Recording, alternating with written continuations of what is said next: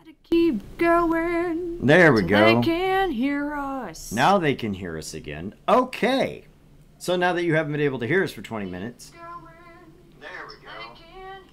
So, long short rundown. I'm Argent. That's Mort. Hi. We're doing Arcade Spirits, which is basically a dating simulator where the 1986 crash of video games never happened, and everybody hangs out at the arcade and falls in love.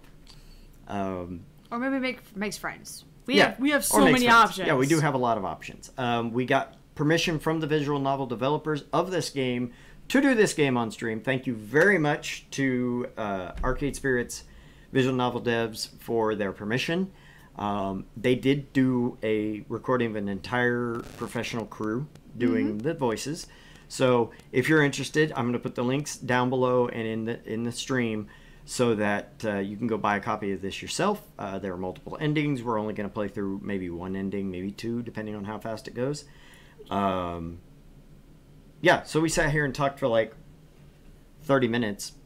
No sound because no one's here. Nobody told me anything, and the microphone wasn't working. We're sitting here gesturing and gesticulating and talking back and forth. And the quick, big, important news was that we may be moving to a Saturday night. At least for a time being, we're going to have both nights, Friday and Saturday.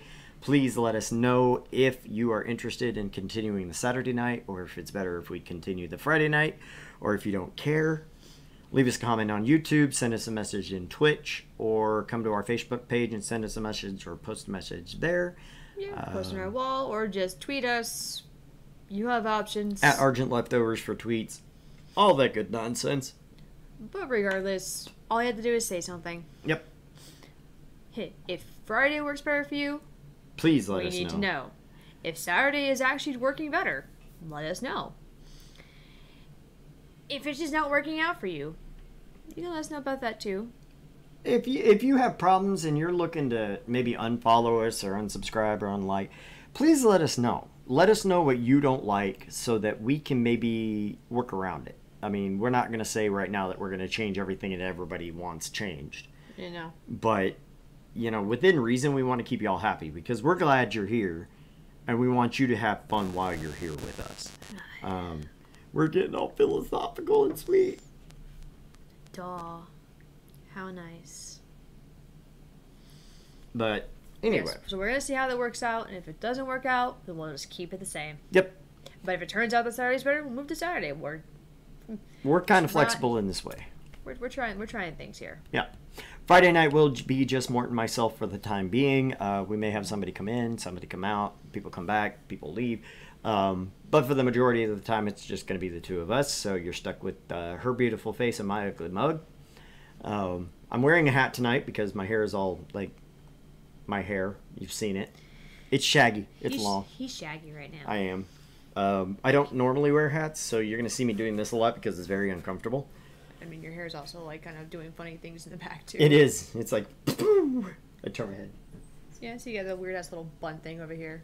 It's great. It's fan-fucking-tastic. Fantastic. Yeah, it looks worse when you take it off, though. Look at that. Eh. I don't like that. Oh my god, it bothers me so I was much. gonna say, if it didn't go like out, it wouldn't be so bad. Yeah, if it would just lay down right here. Yeah, if it would just it'd be lay fine. down. You don't mind the necessary Poindexter look. I don't mind my hair being long, but it does. Right here, it comes just, and then when it hits back here, it just starts curling. Yeah. These nice, beautiful curls back here, and they're annoying, and they bother me. Whereas I'm just keeping mine tied up right now because it's a little warm. It is a little warm. I got it set to like 70 in here, so hopefully it'll stay kind of cool. Yeah. Let me tweet out that we got our audio problems fixed. Tweet, motherfuckers. Tweet.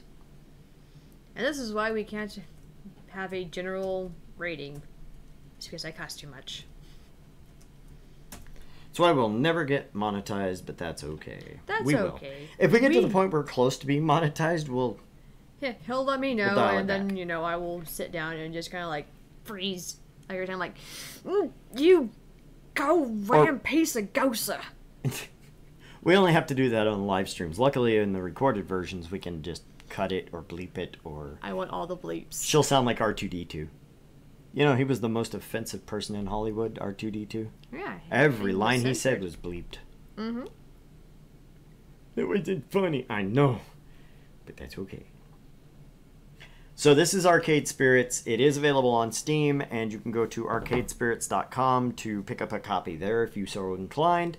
I am very much suggesting that everybody that watches this that wants to experience it themselves, please go buy a copy because the developers are awesome people. We love them. They actually talked to us. They actually do talk to us quite a bit. They're very active on their Twitter. And looks like they may be developing some more stuff. They've already got, I think, a DLC for this one. Ooh. So, anyway. So we've gone over our characters. First things first, we're going to sit down and make a new character, and we're going to play with all that stuff there. Database system online. New profile detected. Analyzing. Analyzing. New profile number 237771. Economic bracket. Lower middle. Employment category. Bleak. Current emotional health. Rating. Low. Ideal candidate for premium level assistance. Proceed. Negative. He looks like a little Premium space level invader. assistance re-requested. Proceed. Negative. Pretty please? Negative. Overriding denial of assistance. Establishing premium services for profile 237771. Justification? Hope. Hope should be rewarded. Spirit must be restored. Now compiling personal metadata. Wow, it's so bad even the computer doesn't want me to fail. Okay. We're gonna redo our name. Okay. Oh, we're gonna be Argent. Okay. We're gonna be Argent. We're gonna be called Leftovers. Z. The Leftovers! The Leftovers! Pronoun, not she. I'm gonna go with he. Okay, let's go with he. So we're going to model more or less after him, I guess. Or maybe okay, let's try and make it in the middle, I guess. Yeah. I just don't do pronouns of they because they is a plural. It's plural. Yeah, I know. I'm sorry. I know. I have nothing against anybody's sexual orientation as long as you keep it out of my face. I don't care. But the problem is they is a plural pronoun. I wish we just go to like Futurama where it's like sklee or sklur or sklim.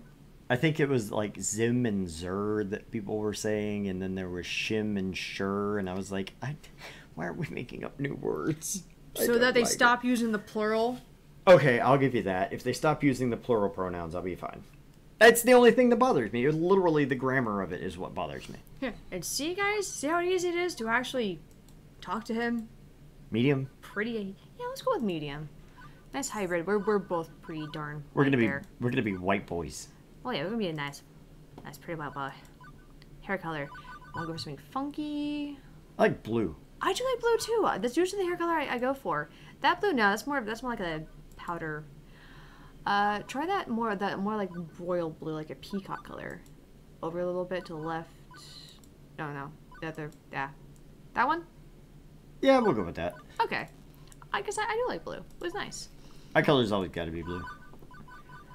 The only thing about my life that I enjoy is my eyes. Clothing color. Oh, can we go for like the grays? Gray. Yeah, darker. There we go. Oh, there we go. I think Mort's into that dark. All right. I mean, I'm not sitting down over here telling us we have to wear black clothing here. No, she's not. Even though I'm the one who always wears black. I only wear black because black and white are very color coordinated to everything. So. Mm-hmm. There we go. And I wear black because if I spill shit on myself, I don't not walking around going, yeah, that was breakfast, that was lunch, dinner's down here from last night. This over here is some hobo that I stabbed. Yeah, this is the hobo stabbing corner. And this is where the hobo stabbed me. Yeah. Name Argent Leftovers. Pronoun he. Is this correct? Yes, that's correct. Premium level assistance for profile 237771 Argent Leftovers has been activated. For the sake of the hopes and dreams. For his hopes and dreams. His hopes and dreams. Oh god, let's get the eyeballs working. The following is a work of fiction. All references to trademark classic arcade game titles are used under nominative fair use and should not be considered an endorsement by their publishers or creators. That goes for us as well, not just the game. Winners don't use drugs! I remember those. I heard all about it. That was on like every video game in the late 80s. Oh goodness, that actually makes so much sense now, though. If one of the Futurama episodes, it's actually like when they got superpowers from the Miracle Cream. It was a part of their theme song was "Winners don't use drugs." Yeah, that was you went to play an arcade game and you got winners don't use drugs. It was part of that. It was part of the G.I. Joe. The more you know, knowledge is power type of thing. Hey, I think so. In my head, I was right. It's not the 80s. It was like 2000 something. Yeah. No, it's that. Well, you said it was set. You said I think it's set in the 80s. I think it's set in the 80s. Yeah, I think and I where said I didn't, that. Yeah. I didn't voice that. No, I think it's 2000. Just because it's just that never happened, but we've progressed on in time past there. Yeah, so they're trying to. We can even say it's 2019 because they're trying to say, hey, it's 20 something. Yeah. This is the old Mega Man style of thing where it's 20XX. It is the future year 20XX, a dark era in which mankind is pushed to the brink of catastrophe. Woe be to the human race, plagued by evil, terrifying, utterly sinister. I don't know. Robots, maybe? Evil robots? How's that work? Yeah, no. Sorry. The future year 20XX is pretty much what you'd expect it to be. Non-flying cars, smarty phones, pro gamer celebs, internet trolls, personal assistant AI, cheese-flavored snack foods. Ooh, I love cheese-flavored snack foods. Yeah, me too. But even with such wonders as 20XX holds, to date, I've had no part in any of them. I worked as a dishwasher, a shoe salesperson, a lifeguard for the community local pool. I don't care whatever human history you live in, kitties peeing in the pool is pretty much a constant thing. Trust me on this. As for the bustling metropolis of 24-hour neon utopia you see here, my little corner of it really isn't as shiny and cool. Let me show you. Behold my quaint little apartment. Oh, Lunch would love this. He's got a penguin. They do have a penguin. It wins. Can't complain, really. It's paradise in a relatable sense. Hello, you wonderful people. Hello, you wonderful Buzz. Welcome back, bud. Just to let you know, Buzz, Friday nights, it's just me and Arjun over here. We're going to start doing a little bit of an experiment on trying Saturdays as well for the meantime to see how people feel. That's when you're more likely to see Flora. But for the meantime, Friday nights is me and him. You're stuck with us. Hi. But anyway. So now that you filled in, let's continue on. We're going into the play of Arcade Spirits, which is a arcade-themed love story. Or visual novel, at least. Same thing. Can't complain, really. It's paradise in a relative sense. I can only pay half the rent. Neighborhood stabbings have been down this year. Also, my roomie picks up any stray socks or shirts I leave lying around. In fact, as things go, I'm living large compared to most of my family tree. Or at least I was, before today. You got fired from another job? Seriously? Argent, that's 3 jobs since we left the suburbs. The horrified-looking young woman there would be my roommate and childhood friend Juniper. Juniper is the one who spearheaded this effort to co-rent an apartment. She's also the one who encourages me whenever I lose a job, like, today. Are you liking the niceliness here? Yeah, I like it. I don't get why you aren't more upset about this. I'm upset. I'm upset on your behalf. Come on. Share the load a little, okay? I would like to take this moment to time out and thank you to Arcade Spirits devs, and I'm going to tell you this on Twitter too if you don't see this. Thank you for changing the color for each individual character. Yes. Because this means we're not going to step on each other's lines because we look up and go, oh, it's pink. It's Juniper. Mm-hmm. Sounds groovy. More stories, more you guys. Awesome. Pool's closed, Juniper. Not much I can do about that. Why get upset? Because you actually enjoyed that job. More than you enjoyed dishwashing soap and smelly socks at the very least. I'm not the complaining sort. These things just happen. things fall apart. The center does not hold. That's a bit more bitterly poetic, isn't it? No, I mean, the community center literally fell apart. The pool won't hold water anymore. Whatever. I'll just go get another job. Any job will do, as long as we can make the rent, right? Wrong. I saw how mopey and tired you were coming home every night from those other crappy jobs. At least when you got back from the pool each day, I sometimes caught you smiling. What's the point of us moving all the way from home if not to get away from all of that? I mean, we both left that town so we could try to find happiness, right? I just want us to be happy, both of us. I thought you hated your job. No deflecting. This is about you. My mind's made up. We're going to find you a job that's just as good, if not better, than the lifeguarding job. Let's start from the top. What's your dream?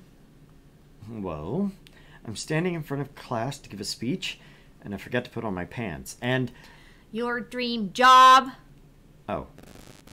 I don't know, Juniper. I've never really given it any serious thought. Oh, hey! I think I've just got the thing to help you out. Juniper pulls out her phone, rapidly tapping an unlock code onto the glass before pointing out a little pink icon. It's a virtual life coach app.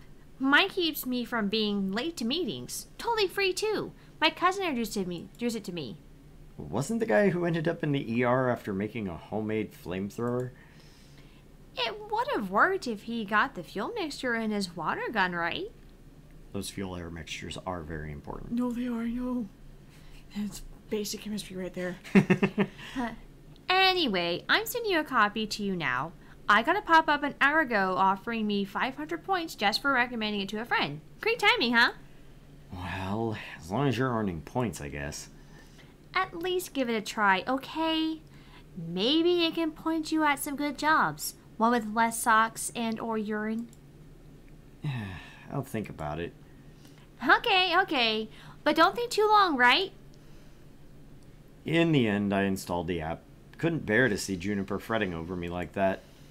Not that I find it annoying. I mean, it's more than she has enough trouble in her life without troubling herself over my life, too. Both of us had it rough, up and through the point where we left home to try and start a new life. A better one. She deserves better than me and my problems. And bless her heart, she means well. She's been firmly in my corner all of my life. The two of us, against any dark forces aligning against me. God, I feel like Kilma. I was supposed to say, it kind of does, but I have to point out something right here. Am I right in thinking that sometimes bless her heart or bless his heart is sometimes just a, you're so nice? Or, you were so, okay, sorry, I only asked that because my grandmother would say, oh, bless your heart, when my hands were cold. It's not being stupid. Yeah, my hands were just cold. Yeah. Like you poor dear. Yeah, basically that is, in any other part of the world, that's what bless her heart means, is like, bless her heart, sympathy to this person. Yeah. For those of you outside of the southern U.S., when we say bless your heart, we're basically calling you an idiot. Oh, bless your heart. Oh, bless your heart, ain't you? Aren't you precious? Yeah, you think that's true? Bless your heart. Yeah, that's basically southern for aren't you an idiot? We're just. But we're gonna be real nice about it. Pat. Because we're cordial. That's the southern way of patting you on the head and calling you an idiot. Mm-hmm. Just so you know. So you know. Okay, so that's right. The poor dear, basically. Yes, the poor dear. She does mean well. Okay. Whew. But that's not to say she's good at being my advocate. Enthusiastic, yes, but skilled? No. Typically, the fantastic opportunities and self-help resources she sends my way are pyramid schemes or something. She's gung-ho about lending me a helping hand, but yeah. So the main reason I went ahead and installed the app was to make sure Juniper wasn't about to get her kidneys sold on the black market or something. Still, no sense messing around with it now. Good night's rest would act as a real neat little emotional reset button, right? God, if only I knew. Right. Doesn't sleep for 6 weeks. Because that's what would happen if I got fired. This is what happened last time I got fired. I was like, I didn't sleep for 3 weeks. I had a job in a week and a half, but I didn't sleep for like 3. No dreams, no nightmares, just 8 hours of sweet, sweet black. Ding! Baka. By the time morning light leaked in through the cracks in the blinds, I didn't care anymore about being unemployed again. That's it. The baka is going to be my voice. Just Baka. Yep. Juniper had already left to catch a bus to her office. She typically leaves before dawn, but she'd left a note for me pinned to the tiny fridge we shared. Remember, download app, find dream job, make money, sort your life out. I believe in you. So, moment of truth. Do I trust in Juniper's weird little app, or just go find some job that pays well enough to cover the bills? ooh, first choice. Okay, so Oh man. I think on this one, because Doki Doki we say before every choice, because that way we could go back if we screwed it up. And same thing, kind of what we did with Cinderella story, even though Cinderella phenomenon, even though I screwed it up and totally got us the wrong ending. But I think with this one, I think with multiples of endings, it would be better just to, by the seat of our pants, just make a choice, leave the saving for when we quit at night, or go for breaks. Yeah. Yeah. So we're not going to metagame this one. All right, Forrest Gump. Bless your heart, Forrest. Yes, that's why she said bless your heart, Forrest, because Forrest That's exactly why. Because kind of he an was, idiot. oh, bless your heart. Aren't you bless just an your idiot? heart. Tade, welcome to the stream, buddy. Hello. Also, for those of you that aren't showing on either our Twitch or our YouTube who's here list, hi. Whoever is invisible to us. Hi. Hi there. Subscribe.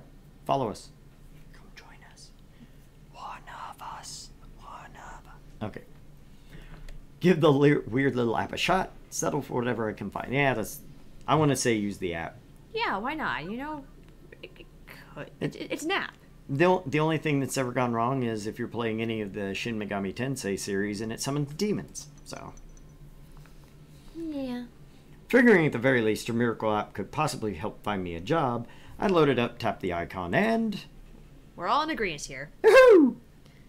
Oh, that's right. How do I want to do that one?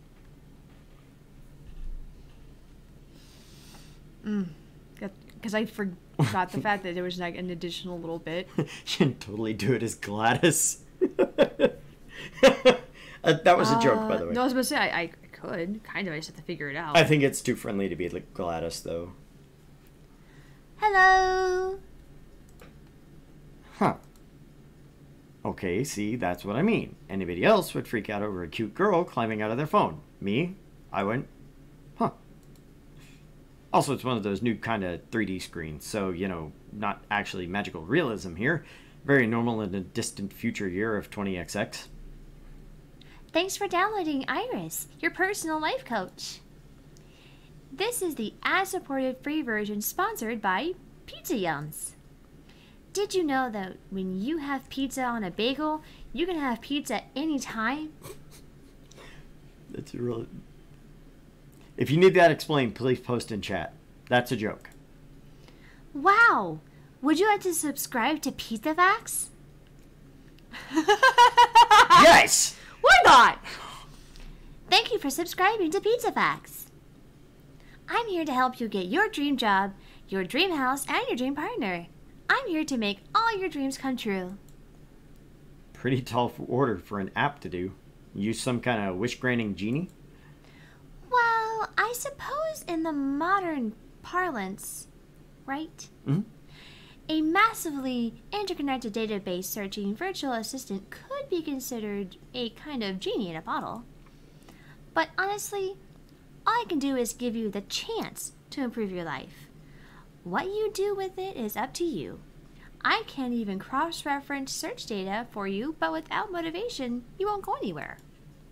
I glanced up from my phone at the heaps of laundry and half-finished books and other items strewn about my apartment. Motivation is something I have a ton of. Honest. That's super! I'm really looking forward to working with you. Before we begin, do you have any questions? Sure. Why should I use this app at all? I mean, my phone already had a voice-activated assistant AI. I can just say, hey phone, search the web for job listings, and it worked just as well. Ah, but I have an advanced emotional language interpreter. I'm smarter than the average program, with more heart. I can help you sort your life out by analyzing your personality and finding you a perfect path in life. All thanks to my glorious, wondrous, patent-pending, super-duper identity identifier system. I would just like to say to the developers, can I get the likeness rights for her? And I'm going to program an AI that does this because I want her in my pocket all the time. She's adorable. Between you and me, they really wanted an acronym that matched my name, but they couldn't figure out what to do with the letter R. Would you like to know more? Sure, give me the sales pitch. Why not? Every time you think about saying something, I can tag it with an identity. That way you can be the sort of person you want to be. The system allows me to better understand who you are and what you need from life. I do this by analyzing your tone, inflection, and word choice. I can spot different identity identifiers in your responses to people. Smiley face is quirky. Skills, steady. Heart, kindly. Star, gutsy. And Space Invader, basically. Sounds to me like your programmers also wanted a bunch of things ending in Y. That's correct. My branding game is on point. Quirky responses use jokes, snark, and sarcasm to make light a situation. Just the thing for picking up someone's spirits, but a badly timed joke may not win over the room. Okay, just another real quick aside to the devs. Thank you! This is like when we get a choice in these games, usually we get a choice and it's like, no, I don't want that. And instead of just being, no, I don't want that, it's like, how the hell could you even consider asking me that question? It comes across as a bad response. And it's not what we intended. So this is nice. Yeah, this kind of reminds me. This kind of reminds me of what the fuck was it like one of the Deus Ex games, where it told you like percentages of like these of your certain choices.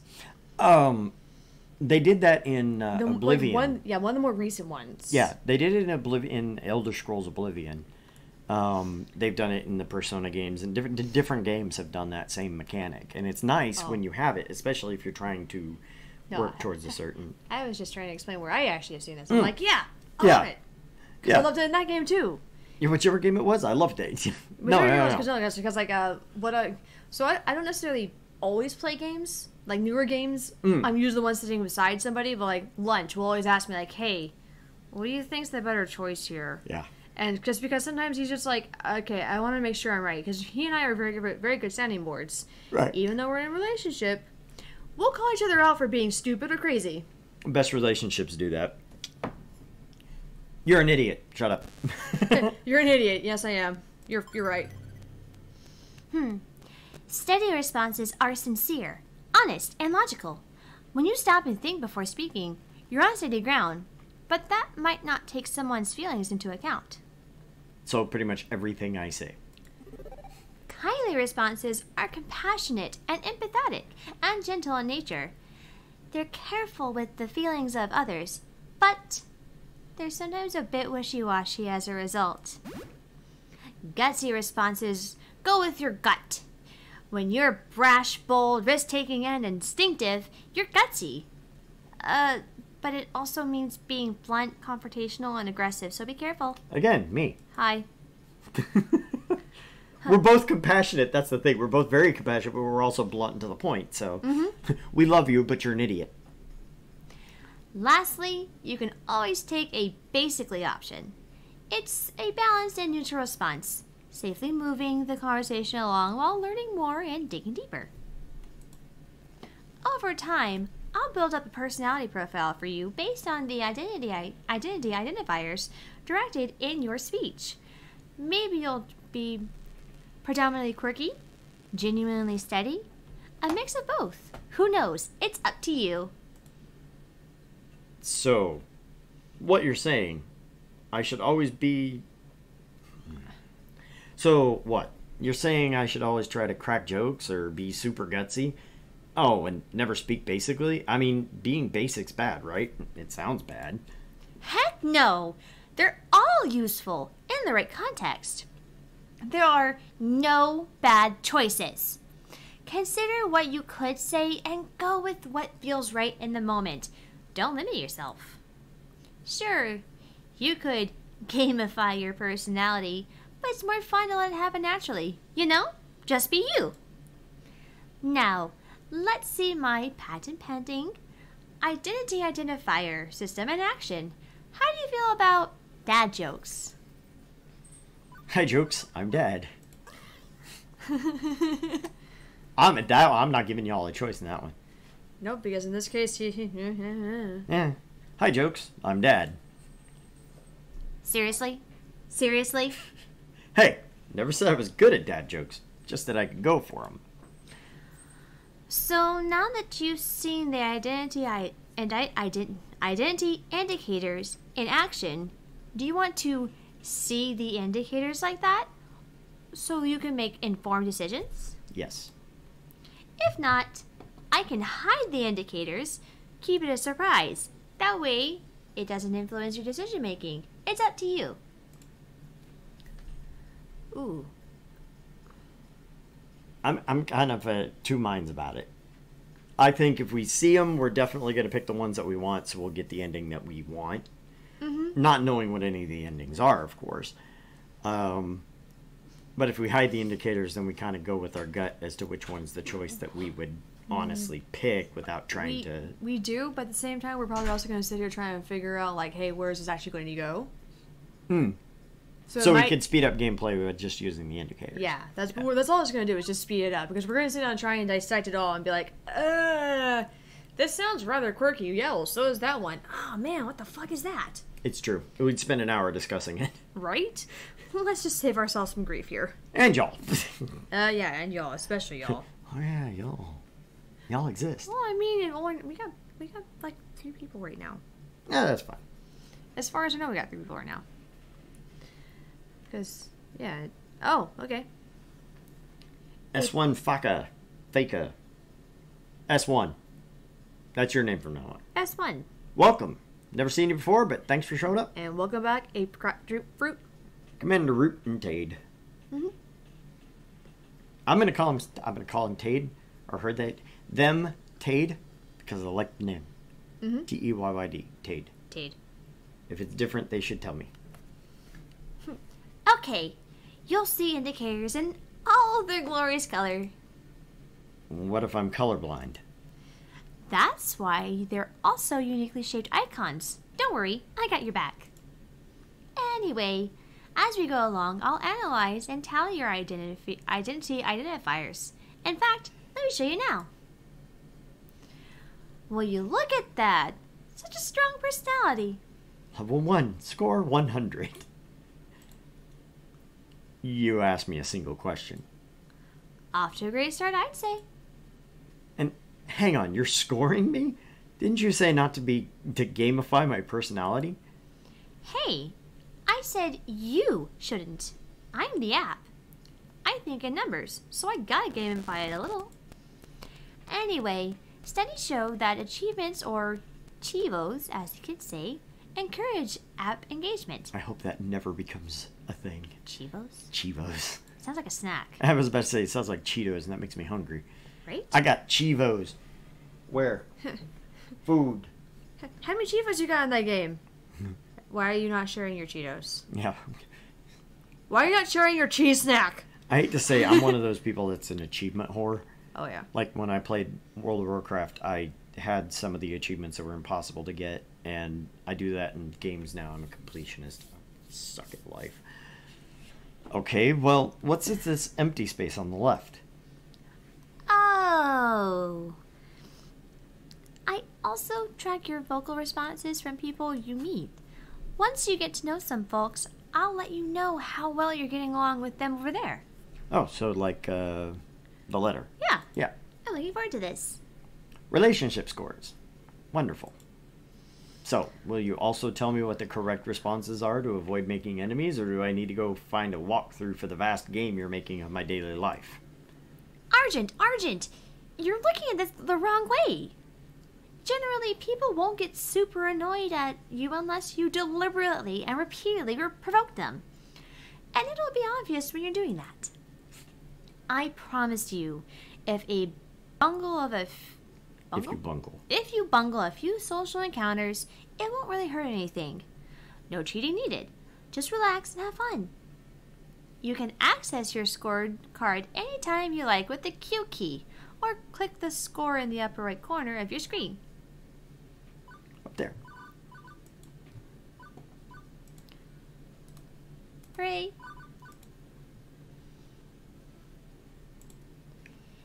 And that's everything. Ta-da! Okay, but how is any of that supposed to help me get a job? I only downloaded this app because my roomie claims you're a great life coach for the unemployed. What good will taking the quiz off the back of a supermarket checkout rack magazine do with that? Why? It'll help me understand your spirit, of course. You can talk to ghosts? Is there a ghost in the room right now? Am I a ghost? You have to tell me if I'm a ghost. That's the rule. No, silly. I mean your spirit, your hopes and dreams, your life's passions. I can even help you find romance. Romance? Seriously? Seriously. Often you can find your soulmate and your dream job and in the same place. But if you'd rather focus on gainful employment for now, that's fine too. Workplace dating. Well, that's a recipe for disaster, and hitting on coworkers right from day one can be kind of awkward. Or am I looking for love and ready to start it right out of the gate? Never get a second chance to make a first impression. If I meet the right person, why put it off? How do I want to handle this new opportunity? Oh, come on! Okay, sure, I'm open to the possibility if I meet anyone nice. Romance with flirty first impressions. Let's stay focused. I'll play it cool on day one at least. Romance without flirty first impressions. I'm just not interested in romance, Iris. No romance, just friendships. Ooh. I like flirty. Do you want to go full flirty? I want to go full flirty. I kind of like it, but I don't know, because like I'm kind of like in the second choice of like romance without flirty first impressions. so romantic, but you don't get to flirt with them right out of the box. You got to work for it. Yeah, Okay. that's how I feel anyways. That's a good compromise. Yeah, it's literally in the middle. Yeah, it's dead down the middle of the path. Worked nice out. Right now, I'd rather focus on finding a career. Any sweet loving can come later if I feel like it. God. Damn, he sounds like you. The way I said that, though. Any sweet loving that comes along. What do you mean he sounds like me? I mean, you do sometimes actually, like, when you're being kind of silly about something, you actually drop the G more frequently That's on, true. like, ing words. Yeah, I do. Hey, I won't deny that. I think He I said, think play we- cool. we agree with Buzz anyways. Yep. At least kind of. That's fine. I'm sure as you get to know people better, romance will eventually bloom. Or not. It's up to you, really. Now, let's get started. To finish analyzing your personal history, please authorize me to read your social media feeds and personal information metadata. Aha! I knew it. This is some kind of scam. I'm gonna wake up in a bathtub full of ice missing a kidney. Sure, I can help you register as an organ donor. Oh, you were being sarcastic. Sorry, I haven't quite finished analyzing your personality. I couldn't tell. Relax. I won't share your information with any third parties. This is strictly so I can find your dream job. Am I authorized? Another wonderful Juniper recommendation here. Just like the 17 self-help books on my shelf. Still 18th time's the charm, right? Yeah, go ahead. Analyzing. Please enjoy the recorded music. So, do I just stand here, or... Thank you for waiting. I've identified your dream job and arranged an interview 30 minutes from now. Please, put on some nice clothes. Nicer than those. Please. I don't think that's too much to ask. What? What? What? For your interview, silly, you want to look your best. But, we just... How... Okay, how did you land my dream job in 20 seconds flat? Simple. I'm awesome like that. Now get a move on. Tut tut. You need to catch the 8:20 a.m. bus. That's the 9 and that's 9 minutes away. That's the 9? Cool. For y'all that are just joining us, we do these dry reads, so we do sometimes screw it up. Please bear with us. Hopefully it doesn't take away from your enjoyment of the game any. And if it does, sorry. Say something. Let us know that you don't want us showing up our personality of, oh my god, I'm a fucking idiot. I just read that stupid. Well, just the fact that we actually do, screw it up. We're going, we're going to screw it up. Hey, you try dry reading everything ever. Out loud. For 5 hours after a long day. You try it. We screw it up. Okay. Well, this is happening. But do I have a chance to get off this runaway train? Nobody says I have to obey my new digital fairy godmother. I could delete the app and go find a real job. That'd be the safest option. I could get dressed for Iris's job interview. Stop this before it's too late. Oh no, we're going to the interview. Going. Why not? I mean, it just Yeah. A normal person. Someone with high standards would have deleted the app right there rather than hop a bus to meet up with what were very likely men with sharp knives and a taste for kidneys. But me, I was already getting dressed before she'd finished that sentence. It's not that I believed the silly app's claims at serving my hopes and dreams on a silver platter. Honestly, I expected another shoe salesman job at best. But, well... Wow. Be worth a laugh at the very least. I choose to trust in the science. What is my dream anyway? What the hell? Let's do this. Like I always say, go with the flow. I'm torn between I choose to trust in the science, but I don't. And what the hell? Let's do this. I'm kind of going with what the hell? Let's do this. That's my stronger impression. I am a scientist. I do like science, but at the same time, it's the science of an app. To screw up is human. Plus, it is hilarious at times. And you guys own it rather than play it off. We try. If you don't notice, we have gotten a lot better about just kind of rolling with the punch. Yes. Because if we stop, it just blows our flow completely. So we just kind of roll with it, and y'all have given us the forgiveness that we've come to love. I mean, I'm also very grateful that he stops laughing at me every single time I trip over my words. I only laugh at you when you trip over certain things. I don't do it every time. You had. You've gotten a lot better. And therefore, so have I. Juniper's right. I need to get my life in gear. So, what's the harm in giving into something this wacky? Okay, there could be a lot of harm, granted, but the alternative is to mope around our apartment for weeks, then, egads, go get a job anyway. So, I thought, screw it. I'm in on this runaway train. Let's see how far it goes. And as I came to realize weeks later, turns out that was the best impulsive decision I've ever made. Woo! So it is 10:30. We're going to take a quick 5-minute break.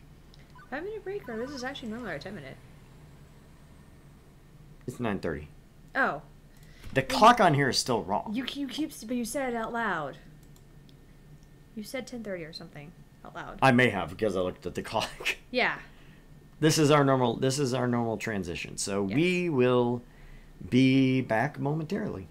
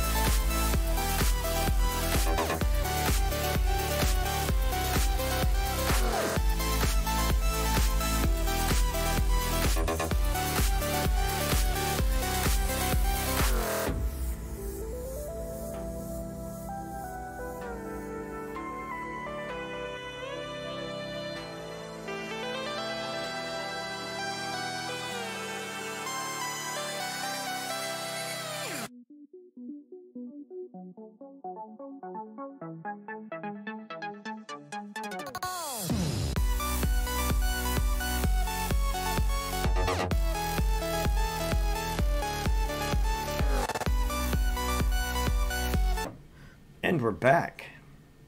It smells nice in here. It didn't. For a moment there, it did not. It did not. I'm just over here in my shirt, like, no, She's like, that's fine. I'd rather just smell myself. It's okay. Febreze. Walk through like what was it like?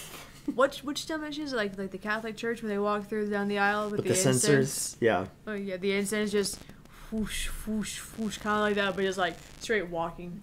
Yep. Yep. Just Febreze. As y'all can see, again, I'm wearing my hat because this is a mess. This is a mess. That's the more mess. Is the hair. I like it because I can kind of duck down and use the shadow to hide the bags under my eyes. Because in this lighting is not forgiving, and I need to put on makeup more than she does. I just put it on because I happen to like it. I had to put it on because it makes me look less dead. Actually, it was my dad that said that to me one time. I put up one of my what is gaming videos, and he's like, "Little tip: put on some makeup. Stop looking so damn dead on camera." I was like, "Thanks." Thanks, Dad. You're fucking great there, Dad. Somebody tell me quick, what does the word mean on my head? In case you can't read it, it's sugoi. Sugoi. My Japanese watchers will understand. I know you're out there. I can hear you breathing. Anyway. Back to. The bus drops me off, oddly enough, not very far from Juniper's office building. Although my destination isn't nearly as upscale as that. This is, well, it's a strip mall. Strip malls are relics of 19XX, places where a random assortment of weird little businesses jam as many of themselves into as tight a space as possible. I'm just What? laughing at it. It's like, oh yeah, it's a relic of 19XX. Like, no, we still have them. In fact, they're more popular now than ever. Actually, no, they have lessened in popularity from when I was a kid. Oh, okay. It just seems like they're more popular than when I was a kid because they're just, Yeah, I think they just kind of did this. yeah, they've also like expanded more. Yeah. Yeah, no, when I was a kid, they were every damn where. So. Okay, fair. For instance, I'm seeing a dentist, a used bookstore, an arcade, a fast food joint, and a boarded up health spa. One's called Lattes and Enemas, which sounds, What do you think? I think that's two things no human being should ever combine.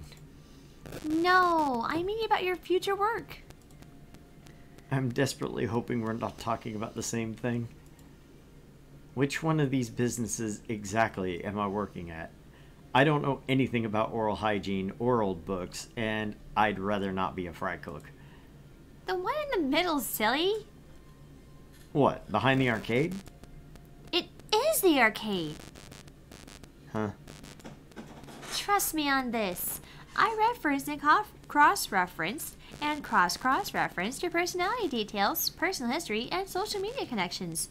This is your dream job. Hey, sit still! Oi. My dream job. Really. With 99.97% accuracy, yes.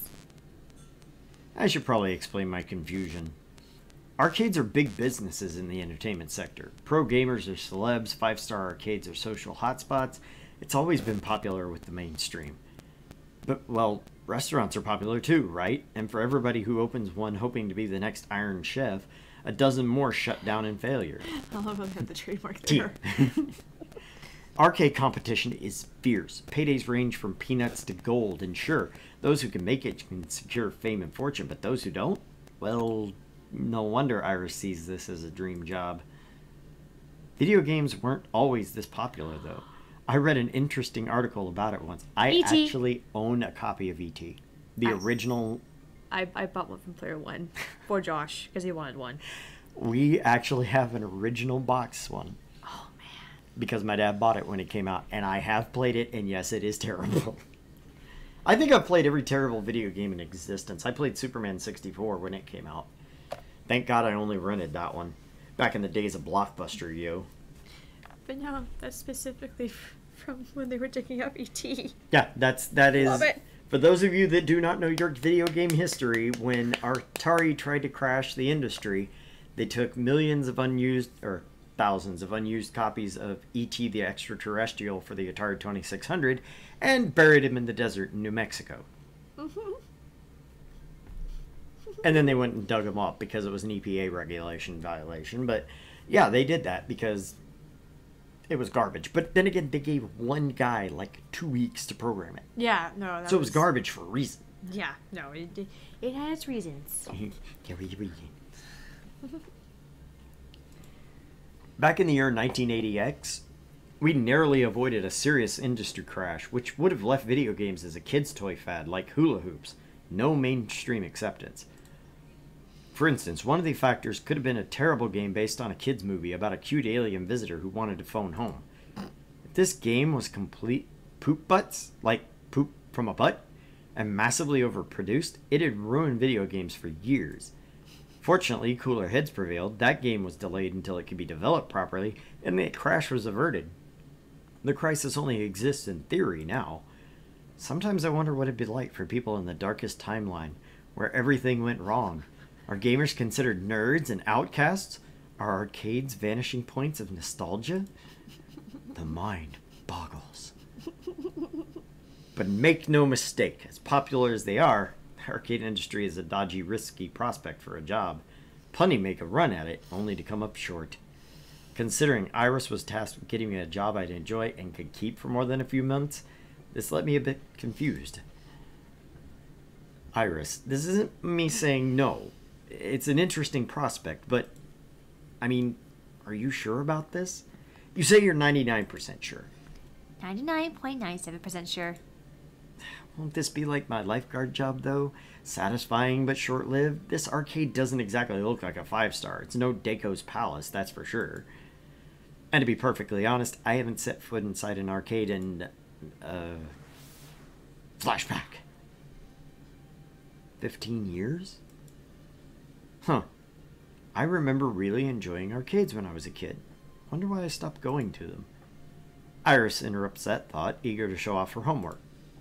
Trust me, when I said I was 99.97% sure, I meant it. That's not by some arbitrary number. I am designed to be a bit silly and whimsical, but my math is deadly serious.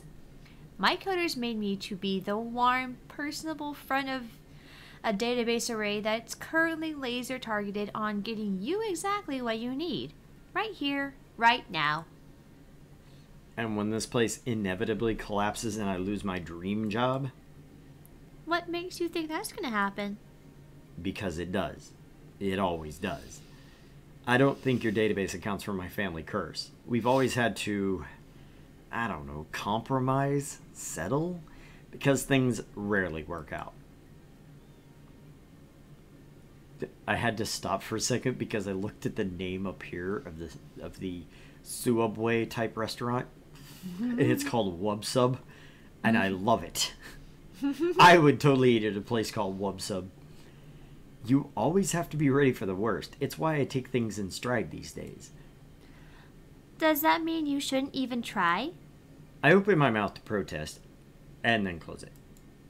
As often as my life tends to crumble out from under me, it's not like she was wrong. I still had to try. I mean, what the hell, why not? Buy the ticket, take the ride. That's what I told myself when I walked out the door this morning, wasn't it? No matter how risky, I owed it to myself to jump in with both feet. When it all came crashing down, well, I'd recovered before, I'd recover again. Meanwhile, may as well take the opportunity in front of me. So, I opted to push on through those doors and see what waited for me on the other side.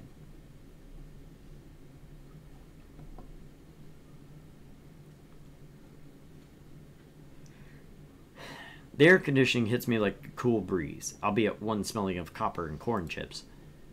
As it's early in the morning on a weekday, it's not too packed with gamers, although it's so packed with games I'd probably have a hard time finding anyone anyway. At once, I'm struck by something odd. I actually recognize most of these games. Neat! Considering I haven't walked into an arcade in over a decade, that's probably not great. Lots of vintage stuff here from the looks of it, like really old.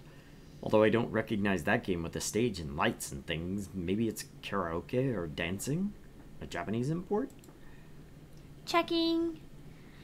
That would be a Showtime stage, a collaboration of Nihana Heavy Industry Concern and Hubris Records in Germany.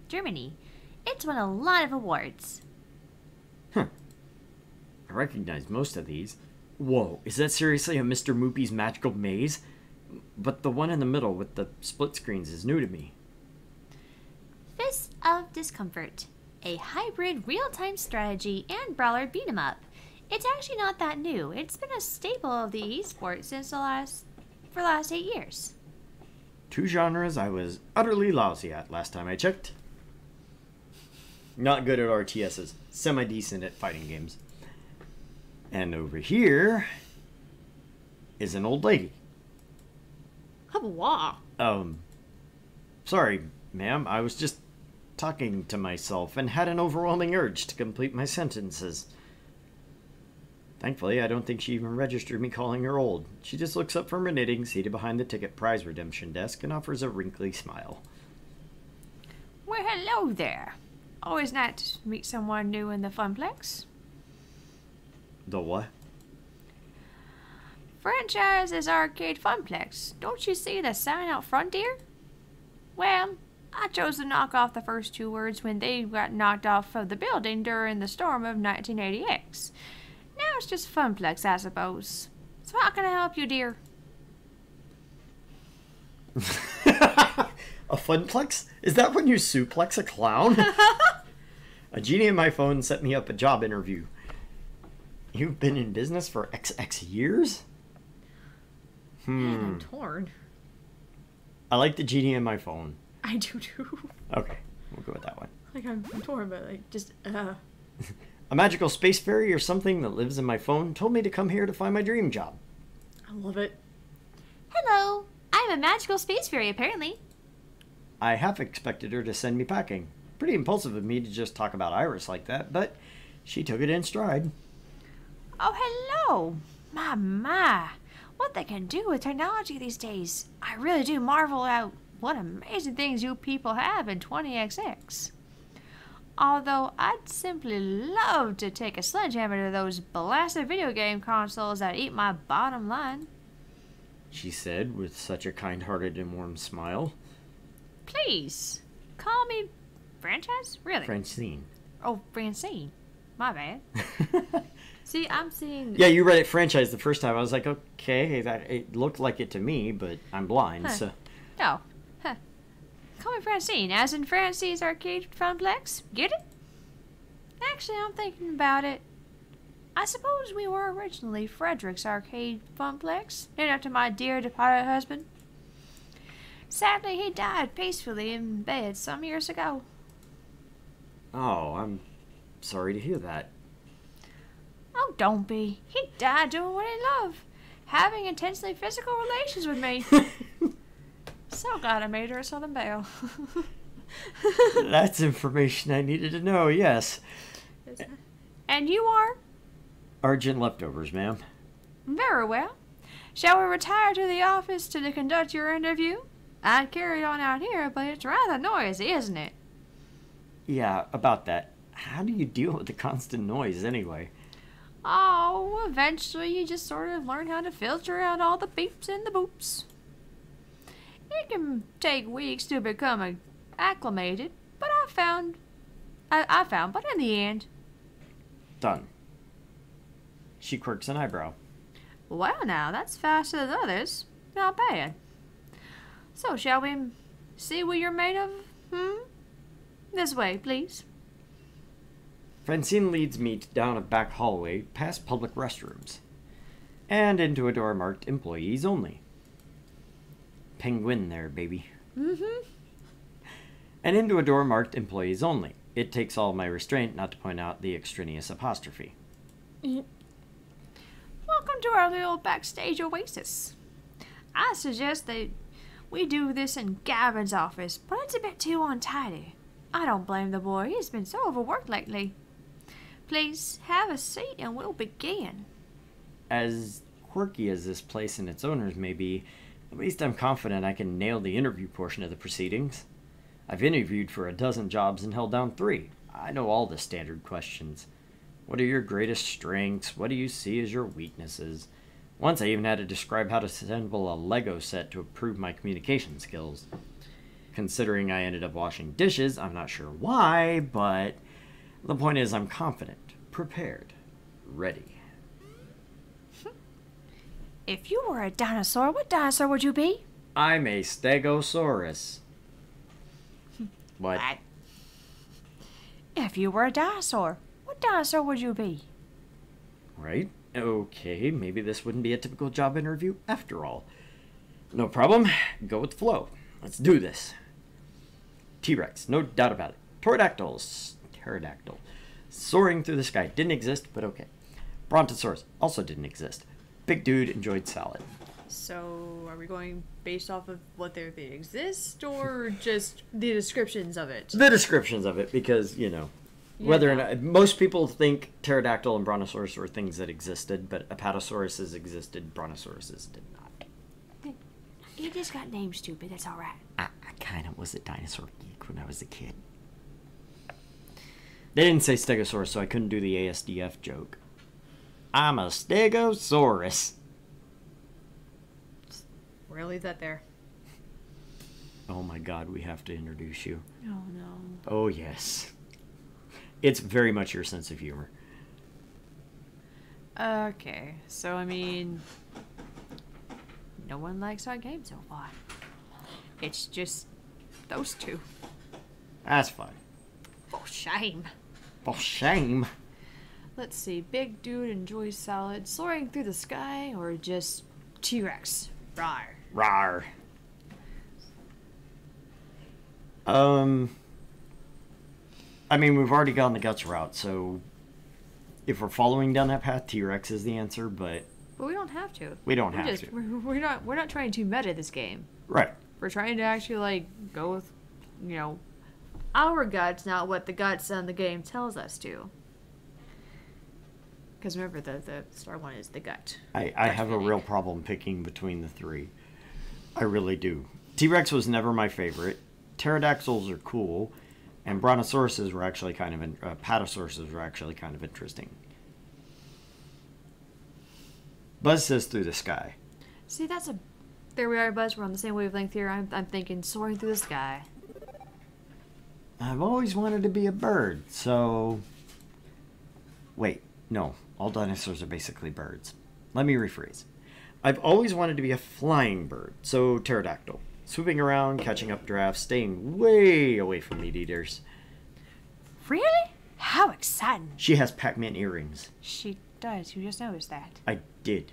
Wow. She also has cherry on the other side. Mm-hmm. Oh, that's why I meant Pac-Man earrings. But... Yeah. Oh, okay. I thought you were just noticing like just the fact. Just the Pac-Man. No. I understood the cherry was on the other side. Even if technically speaking, pterodactyls aren't dinosaurs. What's your favorite snack? Snack? If this was a favorite food question, I have this down easy. It's tacos. Always tacos. But snacks? Why can't tacos be snacks? Pizza bagels. Say pizza bagels. When a pizza's on a bagel, you can have... Hush, you. Come now, dear. I don't have all day. After giving it a good thought, well, how could I forget my favorite snack? Tacos are also my favorite snack. Tasty apple with almond butter? No. Yeah. No. Whatever munchies lurks in the depth of the vending machine. No, tacos. Tacos. And only tacos. There's no other sustenance. I can see you're a person that knows exactly what they want. And how to get it. You know what they say. You are what you eat. That smile is too much. With that. Oh, that's number 2. Baka. Next question. Nothing I prepared for has helped me plan this odd interview. I brace myself for the next one. What assets can you bring to the team during the inevitable zombie apocalypse? Is this interview for real or is this a dream? As I look into Francine's deadpan expression, I know she's 130% serious.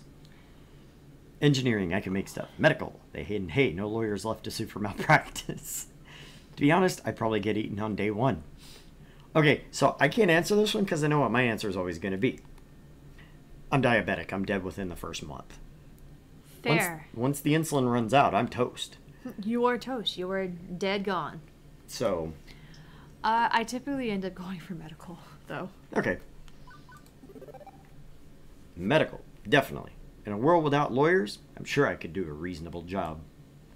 But seriously, I did have to take a first aid class when I worked at previous jobs and CPR lessons.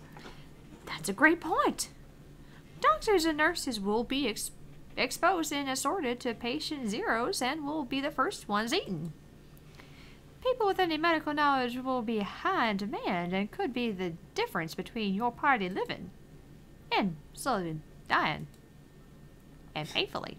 One more thing. Why are you here? The question is so simple and almost actually irrelevant to career planning that it takes me off guard. I told you, the magical space fairy in my phone sent me here to find a job. You're seeking a job, true. But that doesn't really answer my question, does it? No doubt you think my interview questions are a bit silly. But I like to think that Funplex is more than a collection of tasks and people to perform those tasks. Most folks my age opened arcades at the time saw it just another way to make a quick buck, but well, I saw it as something else, something more than a way to make a large pile of quarters. And I expect that you'll find others working here and see it just as something more too.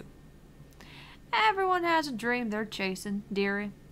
And for my friends, it lies within Funplex. Now, if all you want is a paycheck, I can provide that. But the last fellow in your position, that's all he wanted, and he didn't last long. So I ask you again, why are you here? To be honest, I didn't have any better answer than why not. Buy the ticket, take the ride. That's what I told myself. That wouldn't cut it here. I needed to actually think this through. Ooh, yes. It's a funplex. A plex of fun. And I like fun. To be honest, I don't know. Not yet. I'm looking for hope. I haven't had much lately. If I don't dare to take risks, I'll be stuck. Confused silence. Not confused silence. Not confused silence. Knock that one straight out. And I'm not liking the don't know, not yet. Because I prefer having some better answer than just, I don't know. I hate I don't know so much. I can understand that when it's used as a put-off, but there are honestly situations I've gotten myself into where somebody asks me the answer and I'm like, I don't know. I legitimately do not know. Buzz can make the stuff. He can make this stuff. I can make explosives and chemical toxins. Dare.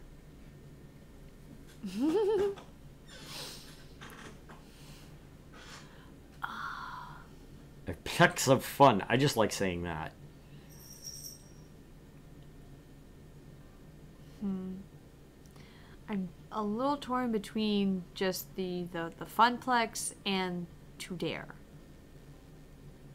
Well, we got one from Buzz saying dare, and you saying dare, and dare would be like my second or third. So I don't like I'm looking for hope. I haven't had much lately. That one just strikes me as meh. That sounds like the kind of pity party. Yeah, I haven't had much luck lately. I feel like my life's been in rut for over a decade now. I didn't mind, not really. I can go with the flow, but another decade of that? 2? No, I need to take a risk and try something totally new. Everybody's been pushing me to find a job that's more than a job, just like you're saying. And this job, is this job my dream? I don't know, but I have to try. I have to take the gamble or I'll never get anywhere. Not to say I'm overly impulsive. I've worked as a lifeguard recently. You have to be sharp and ready to act, but with a cool head. I can do that for your funplex too. That perks her attention. Oh my. A rather serious occupation, that. And an unusual step for such a troubled waters to a land of make-believe. You enjoyed this role as a lifeguard, I take it? Yes, ma'am. My roommate says she often noticed me smiling after coming home from work, which makes Francine smile in turn. I can't say I can offer a role with such high stakes, but you'd be surprised at many ways one can save a life, even here. Very well, I'm satisfied. Let's get you to work. I breathed easier at that. Probably the weirdest job interview I've ever had, to be sure. And yet it felt appropriate, like it was about far more than just filling a slot on the payroll. Francine leads me back to the arcade floor to introduce me to my duties. It only occurs to me now that I forgot to ask exactly what the duties this mystery job I'd accepted really involved. Oh god, what am I doing? Great. Francine gestures to the seat she was occupying previously, a stool behind the prize desk. Welcome to your new position, Argent. Sitting here, you mean? Sitting here and helping players redeem tickets for valuable prizes. I glance at the wide array of pencil toppers, rubber spiders, and tiny plastic toy cars on display. Best part of the arcade ever.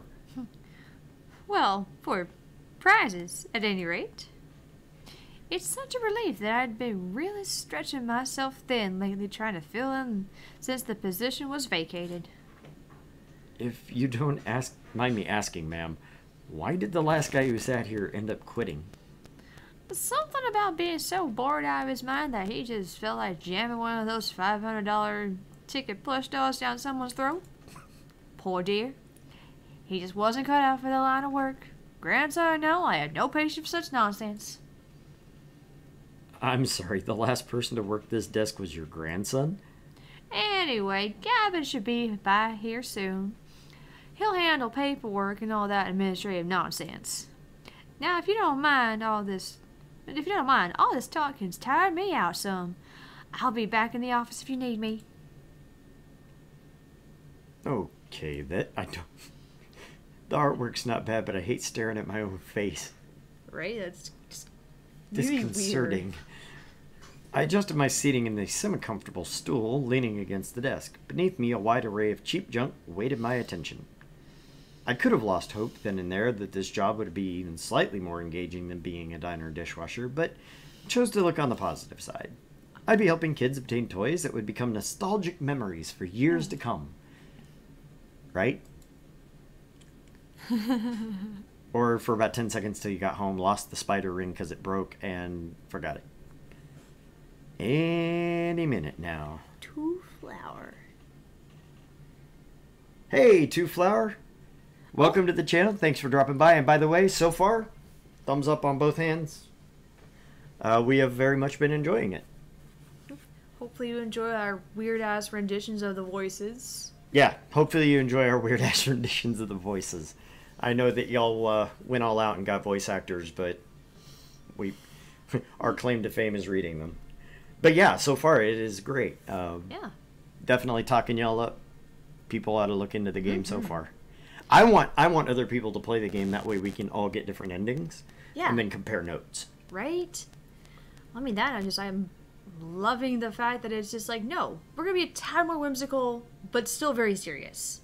Loving it. We Also, will do the so far it's believable. And also, and I'd like to thank you for this from the bottom of my sad little heart, we've been doing this for a while now, and we get some visual novels where the writing is good, but the grammar is bad.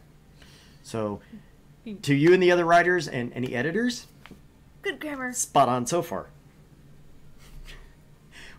It trips us up when we're doing voice lines, dry reading them, and we get it doesn't make a fucking damn sense, or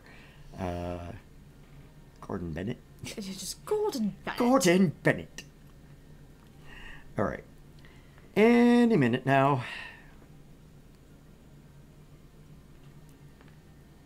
We had to beat the grammar and spelling into shape. If you spot any problem, screenshot and send it to me. Will do. Will do. Absolutely. Trust me. Just meh.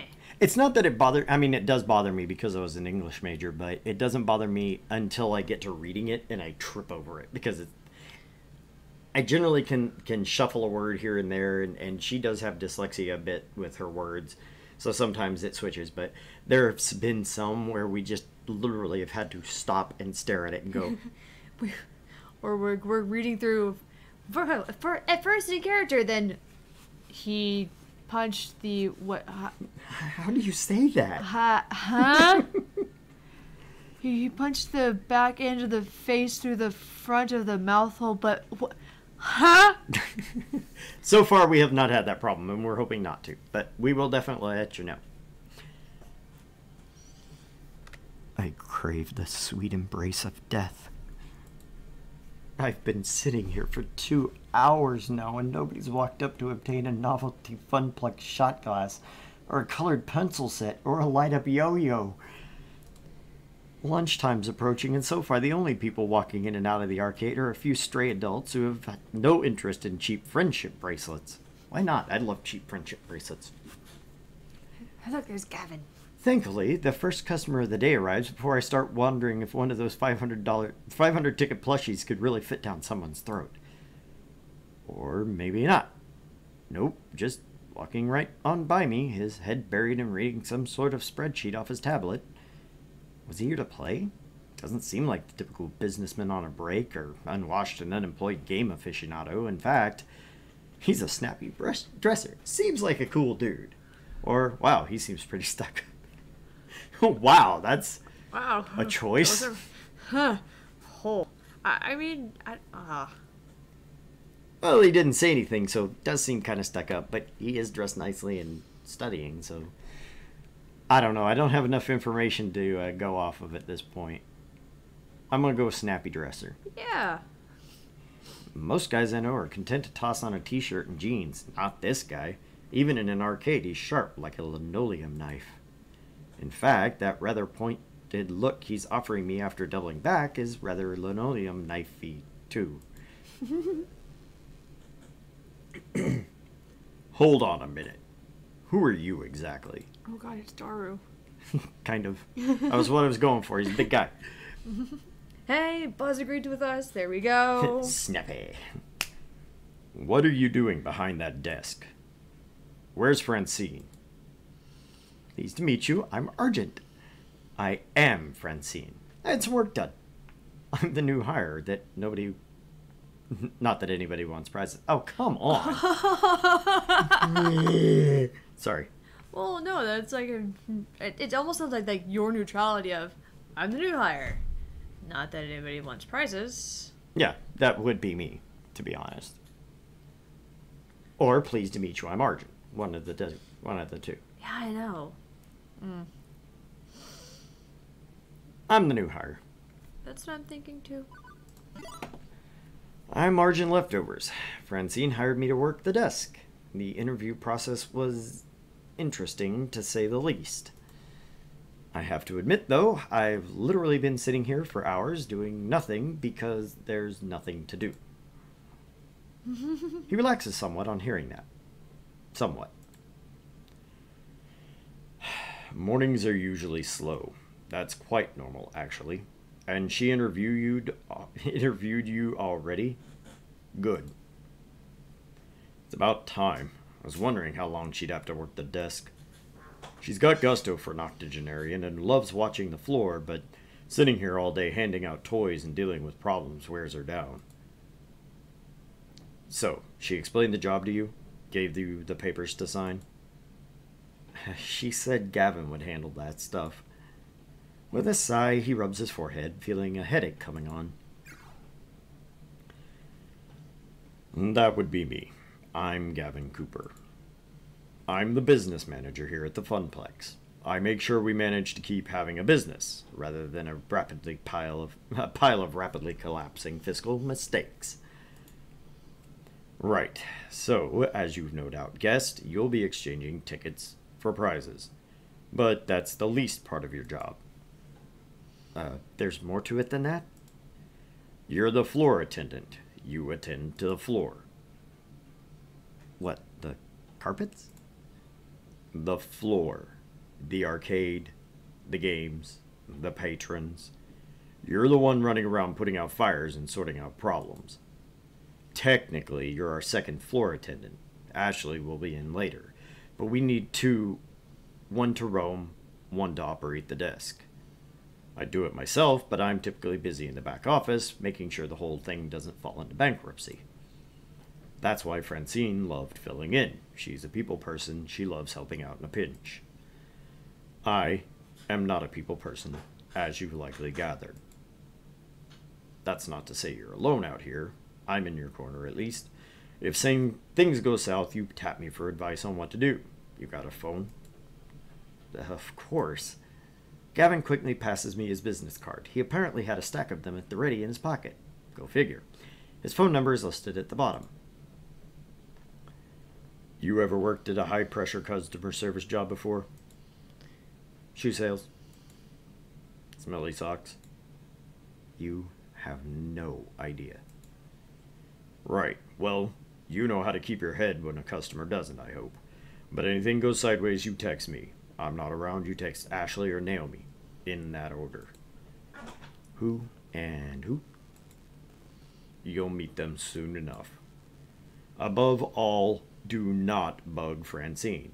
She's practically retired. Let her enjoy that retirement in peace. Comprendo? Relax, I got this. Stress feeds me, makes me strong. This ain't my first pony ride, you can rely on me. But 911's for huge emergencies.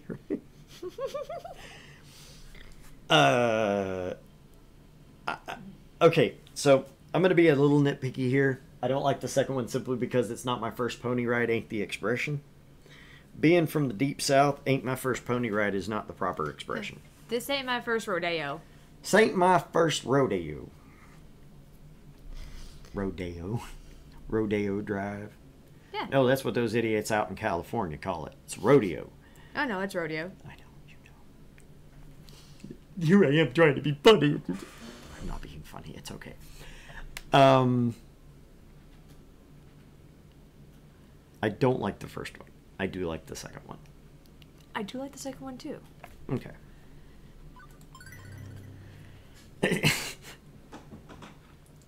It's not my first explosive ordnance test. I've worked retail and food service. And I've worked as a lifeguard at a pool. Managing stress in difficult situations, even life or death ones, is something I've got experience in. You can rely on me. We're not on the same wavelength tonight, man. We have a couple of times. Yeah.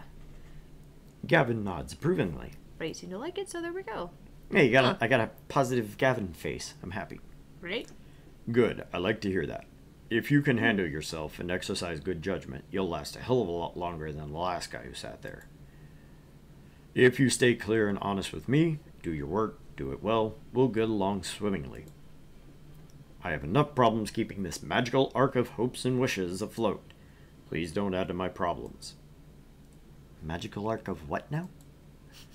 Gavin sighs again, a stress-release gesture, but his expression softens somewhat afterwards. I take it that Francine told you her theory, that this is more than just a job, it's more than just an arcade. That's my understanding. I'm not into dressing up words. I like to speak plain. If I'm curt, then that's because optimization is a factor of my job. Everybody working here wants to work here. This is where they belong for one reason or another. Me, I love chaos. I love wrangling chaos specifically. Jesus Christ, he is me. The arcade industry is high risk, high reward. I manage that risk so they can also find happiness in their lives. Everybody in this business has a dream they're chasing. It's a fragile thing, prone to getting crushed by hard reality. My job is to see to it that never happens. That includes Francine, who deserves better in her twilight years than desperately propping up a semi-failing business. So, you find some value in this place beyond their salary, or you'll burn out. Trust me, last guy to sit there burned out hard. Now, can I trust you mesh with our merry misfits? Mesh with our merry misfits. Trying to lower my register and hit that tongue twister was Right. difficult.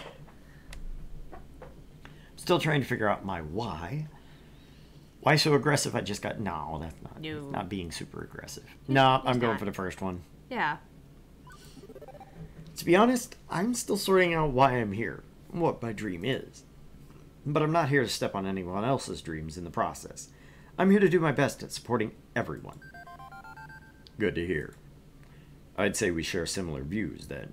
It'll be a pleasure to work with someone who's actually enthusiastic and competent. And hopefully this hive of weirdness will help you find the dream along the way. Anyway, I need to go prepare your paperwork. Technically, you shouldn't be working until we've crossed the I's and dotted the T's, but... But since I'm already sitting here, you'd rather I stick around?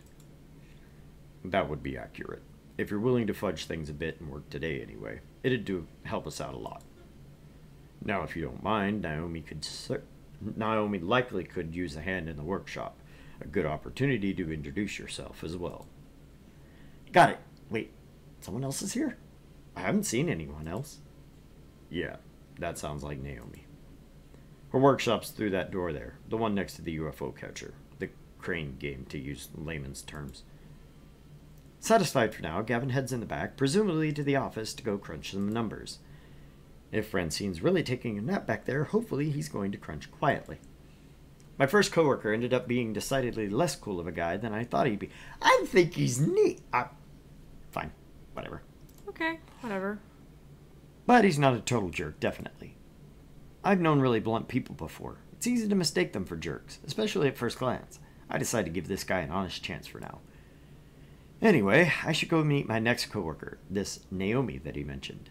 Although I could swear Francine and I were the only ones in here till now. A double door, also marked employees only. Arg! Apostrophe! leads from the arcade floor to what feels like an industrial area of some sort. I turn the handle and step inside. And with that, we're going to take our quick 5-minute break. Isn't this the 10-minute? Or a 10-minute break, yes. She wants her 10-minute break. I only get one 10-minute break. Ergo, I'm going to get the 10-minute break. I'm going to get that 10-minute break. Okay, guys, I'll 10 get minutes. We will be back at the bottom of the hour to pick up right where we left off. Stick around. Go grab a Coke, grab a cup of drink or whatever. Yeah, And smoke 'em if you got 'em. smoke 'em if you got 'em. Because, we're going to make all their fucking references here. Yeah, pretty much. Grab a drink, grab a friend, come back, watch the rest of us.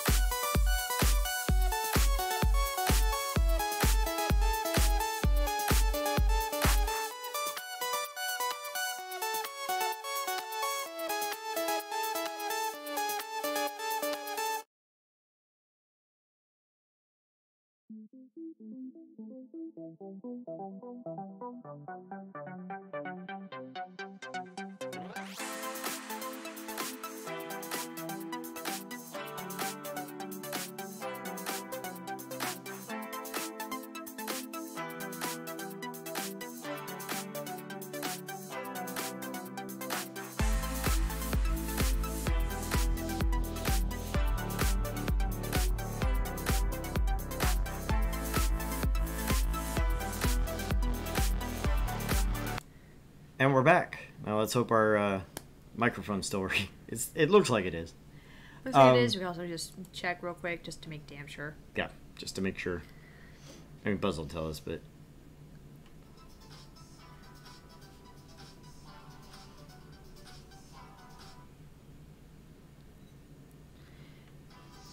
Oh.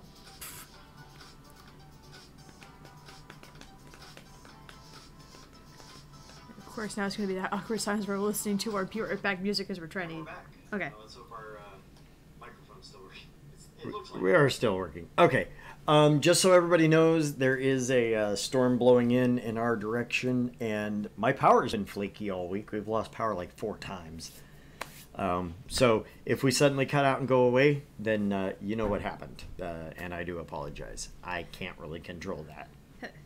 We can control a lot of things. The weather, not so much. I literally was just sitting there. We were playing Conan the other night, and it just went after the storm had passed.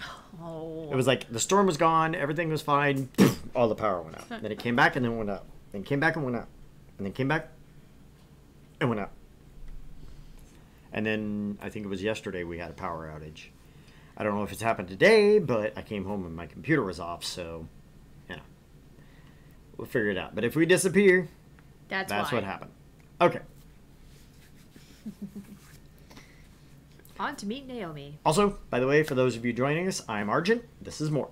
Hi. And we are voicing Arcade Spirits today, available on Steam and on their website at arcadespirits.com. Please feel free to go check them out. They gave us their blessing and thumbs up to do this, so we are very much about supporting them in their endeavors. And yeah, so They also did fully voice this. We're just opting to not because our channel is about voice acting fun and fun in actual acting. and what was really fun was, you know, they gave us permission to do that. They literally said, "Hey, we have it totally voiced, but you can turn the voices off," and so they understood that about it, and they were really cool. I like them as people. So, and we had one of the writers in here earlier, which Awesome. is awesome. Okay. But back to. In a little room tucked away behind the back offices in Funplex Front, I find what is very likely this Naomi, spoken of only in myth and legend. No! Yes, you don't fuck it up. A girl about my age, but certainly not my height, is tinkering away on what looks like an old tube-style monitor. Okay. Huh. I didn't realize they had so many circuits. She doesn't notice me when I come in, too busy soldering a capacitor into place. The lingering smell of melting metal fills the air of the poorly ventilated workshop. Excuse me. For lack of a better way to interrupt her. I was worried no matter what I did, she might, I don't know, burn her fingers or jump so high she hit the ceiling or something. Fortunately, the shock's not quite that intense. Hello? Hey, you know this room's for employees only. She said with no apostrophe. Wait!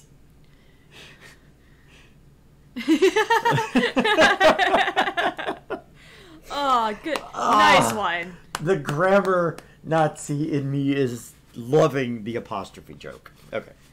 Love it. Running gag. Running gag, I love it. You know us, we're all about the running gags around here. Are you lost? Do you need something? I'm Margin Leftovers. I'm the new floor attendant. Starting today. Oh. Hi. I didn't realize Francine already found someone. I, guess I forgot to check my texts. Whoops. She spares a glance at her phone on the nearby workbench, where a huge stack of green notification messages lie in wait. One thought comes to mind on actually seeing her. No wonder I didn't notice her until now. She was totally focused on the task at hand. I always assumed retro arcade nerds were fat middle-aged guys. Ooh. No, I am voting for the former rather than the latter. This room's right at the heart of the building, but totally isolated. With the heavy doors closed behind me, I can barely hear the arcade. Considering how completely and utterly dedicated she was to that monitor, not even noticing me, I guess that's also why.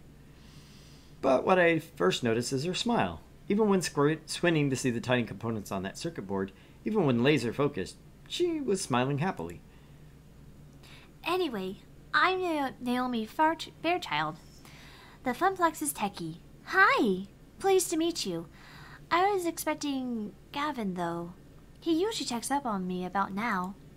He's busy doing strange things with numbers.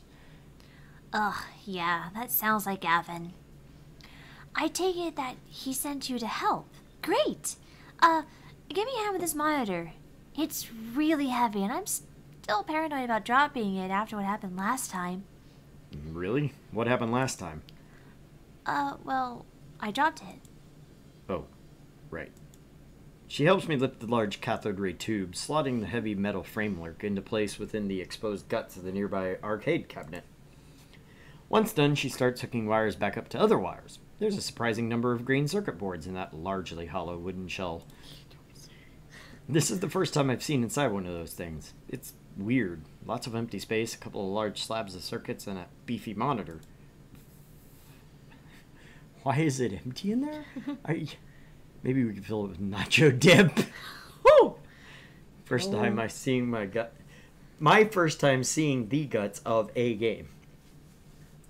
I don't like option 1. It's the only one I'm like literally averse to. Yeah, I mean, I guess it's because we know so much. Yeah, I guess maybe. Because we know why it's empty in there. Yeah. But then again, nacho dip also kind of just offends me. Just no. Seeing as he's saying it's silly and he's trying to, it's a joke for him. No, I'm that again. That's why we have the little icons. That's why we opt for this. Yeah. Is to realize that it's a fun. It's thing. supposed to be funny and not. Hi, I think we should fill it with double dip. Double dip? I don't know what double dip is, but I don't know if I should fill the cabinet with it. I'm not too smart. Don't mind me. They literally just came in and checked on us.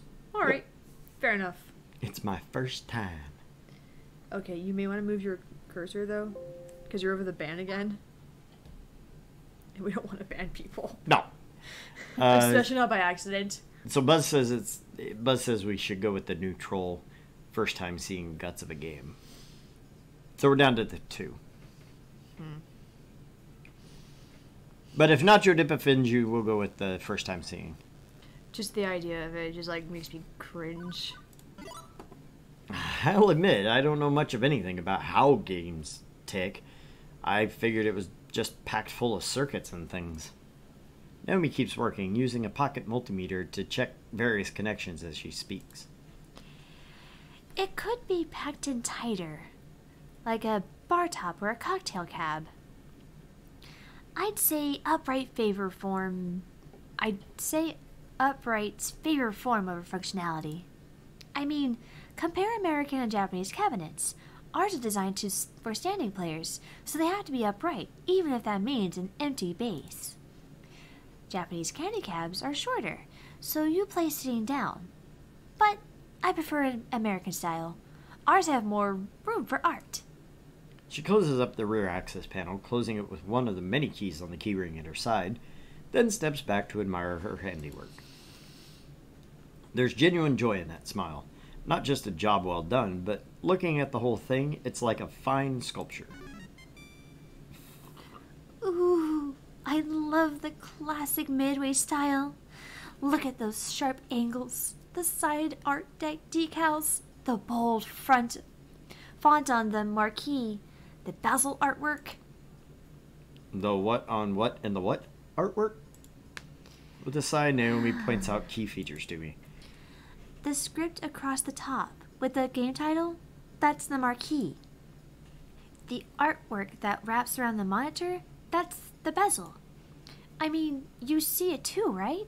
How beautiful and cohesive it all is, working in harmony to give this game its own unique feel, its own experience. As for me, well, but your weird-looking boxes and rows looks ugly. I agree it's beautiful in its own way, so you're a resident game historian. I do agree. I was going to say, I actually do agree, because I love arcade games. They're fun. Yeah. The way she stares leveling at this, well, honestly, this box of wooden circuits and vacuum tubes and stuff, I think I understand. It was made to be one whole thing. The art, the style, and of course the game itself, all of it part of the same experience. Everything about this game is the game. If you run it in an emulator or on a game console instead, it's made lesser. Yeah, I guess I can see it. It's beautiful in its own way. Oh, good! Naomi lights up with joy like a pinball machine, all twinkly and shiny. Finally! So few people really understand the beauty of a classic arcade game. Having someone I can talk to about this stuff is going to be great. That plushie's cute, so, yeah. I like the geeky girls. Especially with that jerk Gavin running the numbers. Uh-oh. Gavin? What's wrong with Gavin? Okay, well, don't get me wrong. I can get along with him. Generally. But this whole attitude just... oh! All he really cares about is money. He keeps the arcade running, yeah, but I just know if he had his way, he'd get the whole place. If anybody is gonna ruin the Funplex, it's him. Mark my words, it's inevitable. That doesn't sound right. He seemed easy enough to get along with, and what's more, Gavin gave me that whole speech about protecting their dreams. This looks like a pretty sore point here. A long-standing argument with the new guy really shouldn't get involved with. And yet, I'm involved, aren't I? I have to work with both Naomi and Gavin. So I'm not sure who I should prod at it. Not sure I should prod at it, but I kind of want to know, too.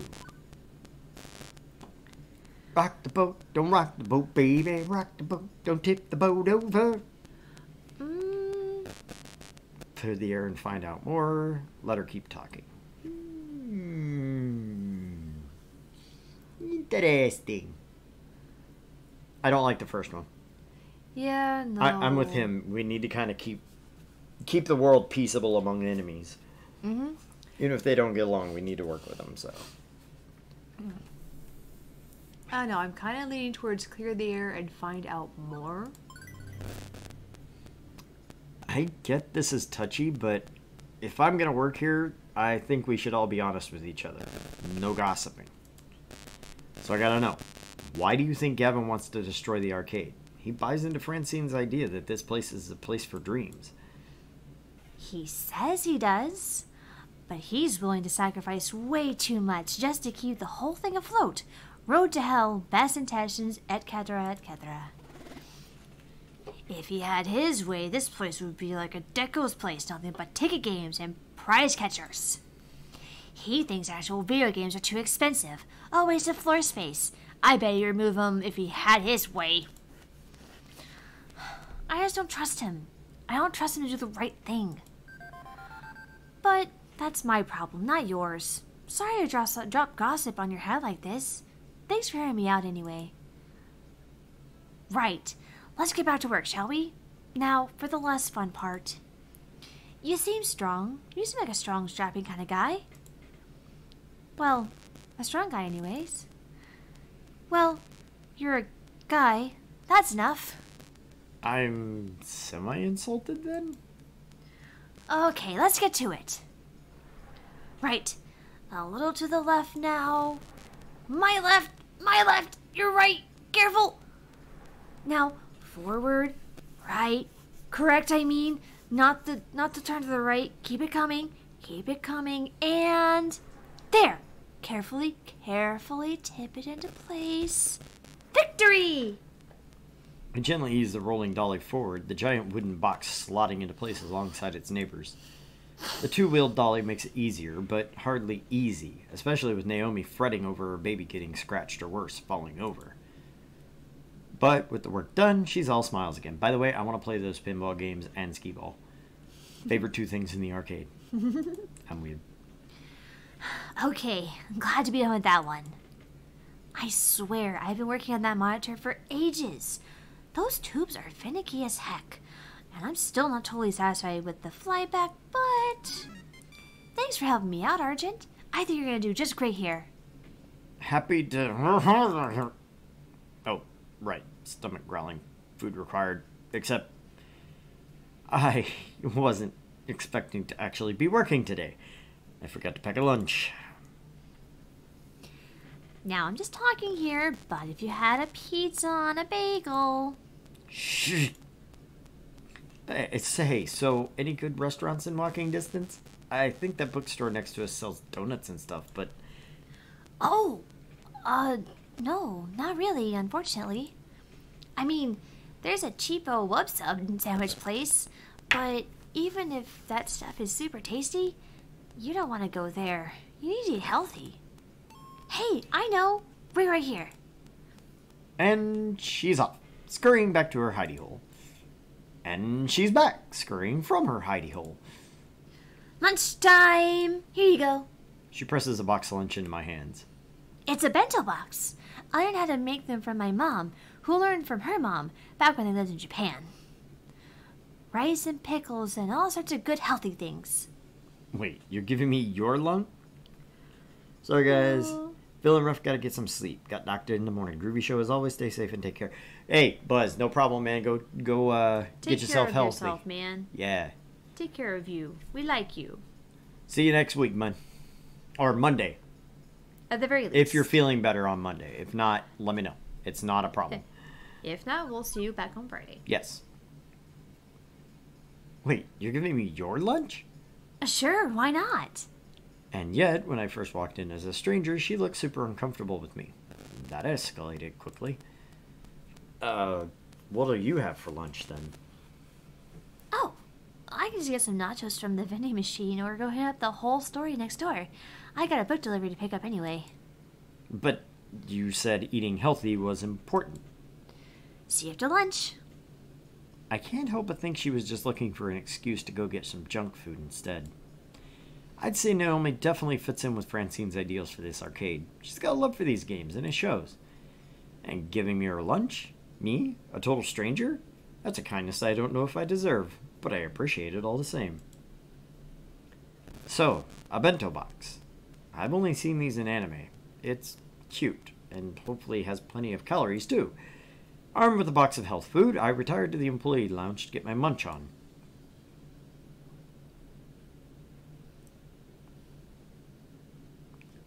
The room where I had my bizarre job interview will suffice for food times. It's not much, a few folding chairs and a kitchenette, but it'll do. Utterly famished by this point, I have a seat and unpack my loaned lunch. Oh. Also, how are you feeling about Naomi's voice? I'm thinking about changing it more to like my natural. I like it. What do you need to change about that? Because I feel like something's still off. I like the breathy of it. Kind of the you know how timid people would be very breathy with their... So be a little more breathy, but maybe not so uptight about it? Yeah. More like this? Yeah. Okay. Or you could go for a gadget. Gadget? From Chippendale's Rescue Rangers. Oh, it's been a long ass time. Okay, well. I'll have to reintroduce you. That's what she strikes me as, is like Gadget from Rescue Rangers. Yeah. So now we know, guys. One character voice probably going to change, but so far we actually seem kind of on. Oh, okay. But looks like she's got a squeaky little voice. Right, meow? Quick side note, guys. While we do this. What's your name? Elsa. Pleased to meet you. Say, you're not a salesman, are you? She has a little bit of a southern twang there. Yeah, a little bit. I don't know, it doesn't quite sound right though. No, you don't have to go that far, but she just that timbre and quality to her voice as the know-it-all gadget girl. I don't see Naomi being quite as laid back as I first envisioned. Yeah. Like as timid. She doesn't really hide with the game. She's just in the games because that's where she wants to be. Yeah, and granted, I also did read Shy, and maybe that's why I went so quiet, but no, I'll bring her up a little more. Okay. This one's gonna be a psychopath. So basically, my voice got it.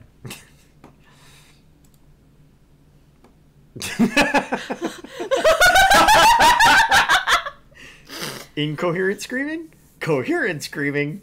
Await death.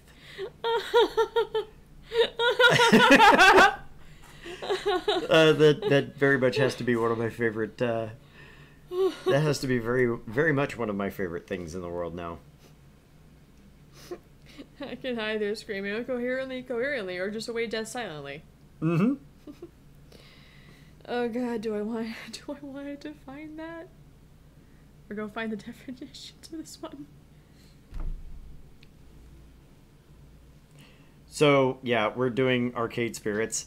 And we just got to the line incoherent screaming, coherent screaming, or await death. Oh no, your video did not do so well. So we're doing Arcade Spirits for Argent Leftovers for our Friday visual novel. And we get to the choice when the giant pink thing comes in, incoherent screaming, coherent screaming, or await death. We're going to choose one now. I love it. Okay. So, let's just refresh the definitions of incoherent and coherent. Incoherent. Coherent. What are you? Await death. No, I meant like actual word definitions. Incoherent is without a point or defined manner. Mm-hmm. Coherent would be understandable. Okay. Incoherent, non-understandable. You know, just screaming in general. Yeah. Coherent screaming would be screaming about what the hell are you, you know, that kind of thing. Okay. Okay. Making sure that I actually understood this, not like just getting the feel of the words. So, what are we choosing?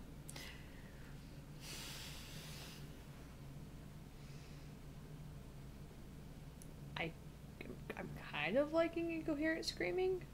I like incoherent screaming. Because, I mean, I'm pretty sure that's how you and I both were reacting. Just like, ah! Nah! What are you? So yeah, incoherent screaming. With my mind and body screaming wildly, my paralyzed form is unable to move from the vision of terror before me. The half-person, half-animal waves their appendages in front of me, likely closing in for the kill. Incoherent for the win. Well, there we are. Guano Nuts agrees. Waking nightmare. Oh, I love it. It's phenomenal. Hello? Anyone in there? See? Nothing to be afraid of. Ah, right. I see. Eh?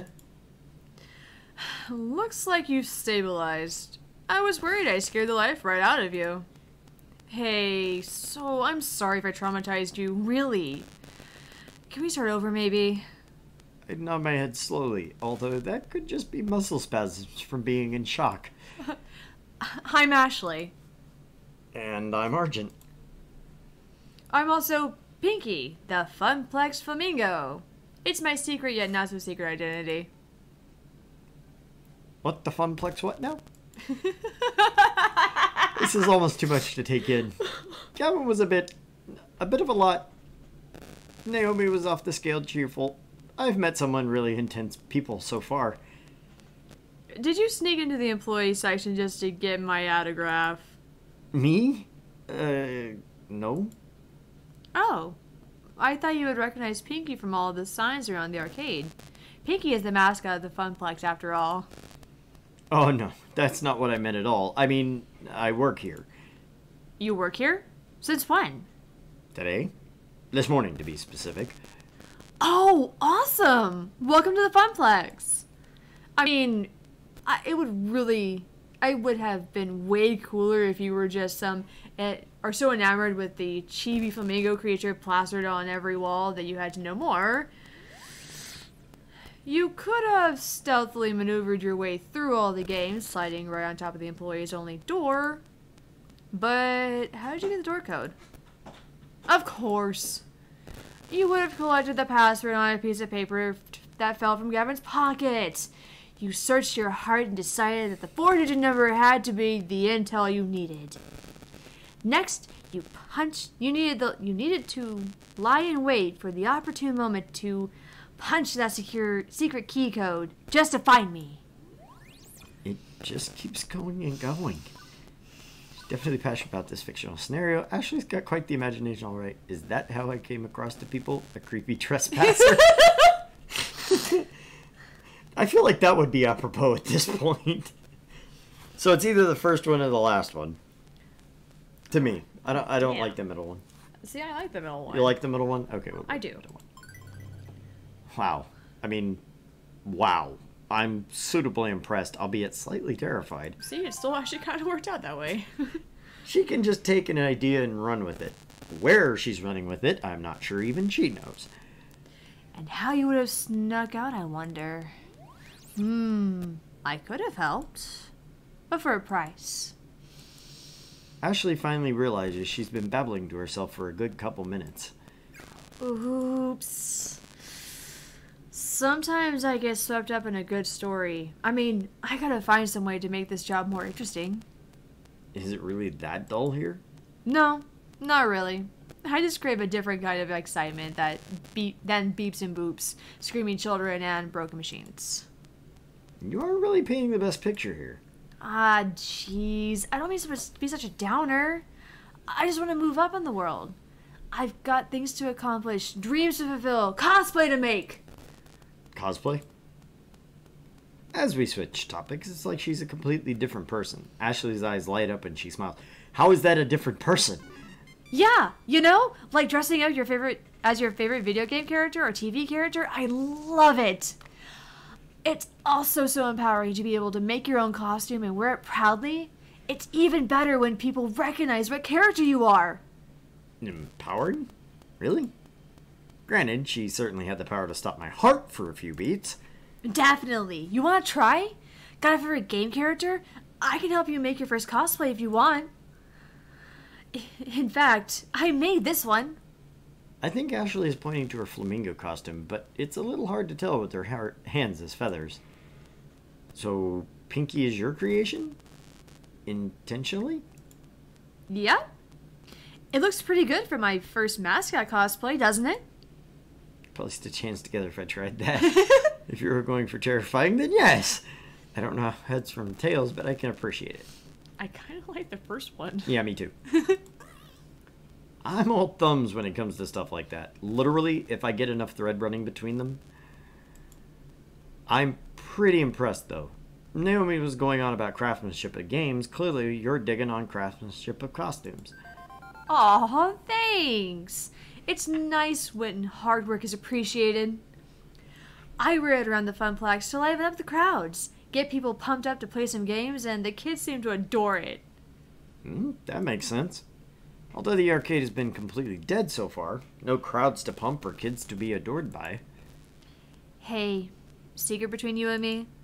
Ashley motions for me to come closer. She leans in, glances around the room once, and then talks in a hushed tone.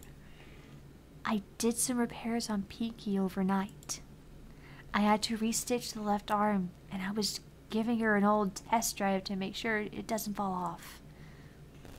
Huh. Limbs falling off seems bad. Oh, it was. Yesterday, I was dancing with a little girl. Must have been like 5 or 6 years max. Anyway, we were next to Showtime stage when she tugged on my arm and whoosh! Off the arm came. The girl instantly started bawling. Well, at least you're consistently scaring people, and it's not just me. Hey now! I don't want that to happen again. I felt so bad. But enough about me. What about you? So, you're Carl's replacement? Guess so. I'm the new floor attendant. I attend to the floor. The floor is a thing I am attending to when I'm not going into cardiac arrest. At least you're funnier than Carl, that's for sure. Bringing the rest of the world down would logically make it easier to move up. Logic. I can't wait to go home and tell Juniper I do have a sense of humor. She'll be so proud. I assume you've already met Francine, but have you had the chance to meet Gavin and Naomi yet? Yeah, I met them already. Although it seems likely they aren't too keen on each other. Right? Ashley rolls her eyes and lets out a sigh. I wish they would hurry up and make out already. Yeah. Wait. What? Seriously? So are they going out? Haha, nope. But they always bicker like an old married couple. It's classic anime cliche. The ones who will fight always end up together. Mark my words, Argent. Consider them marked. Beep, beep, beep, beep. Argent. What's that sound? Drat. I set an alarm when my lunch break was over. Time to go back to Grindstone. I didn't even get a chance to eat. That's no good. Arjun needs his calories. You eat up. I'll watch the floor. In fact, how about I take over the ticket desk for the next shift? What? You can do my job and wander the floor a bit. Fair enough. Thanks. Ashley winks before her face disappears into the dark recesses of that inhuman mask. As I'm wolfing down rice in the shape of a little heart, wow, it occurs to me I didn't actually ponder my first impressions of Ashley yet. Let's see.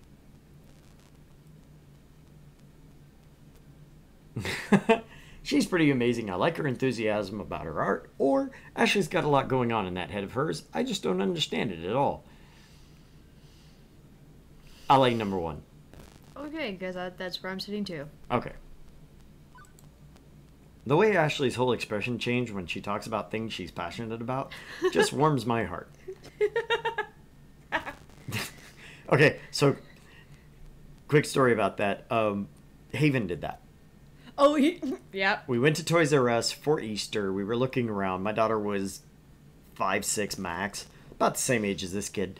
And we're like, hey, Haven, it's the Easter Bunny. So there's a girl dressed in the Easter Bunny costume going around the store. And you can tell it's a girl. She's about this big. And so she runs up and she reaches out and Haven grabs her paw, goes to shake her hand, and pulls off the Easter Bunny's paw. Ooh. And she's all like holding this paw. And she looks up and she looks back down and she's like, I'm like, huh, you broke the Easter Bunny. Shame on you. And she like hands the Easter Bunny back her paw that just clings onto her mother. And I was just like, she didn't scream, she didn't cry. This is my kid.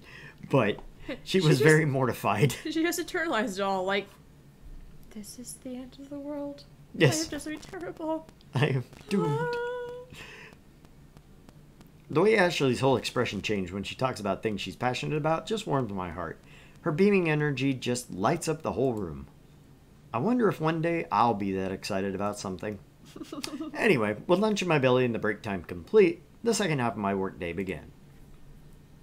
Rolling into the afternoon, the crowd starts to fill out. School's done and late rising pros are heading out to their arcades of choice.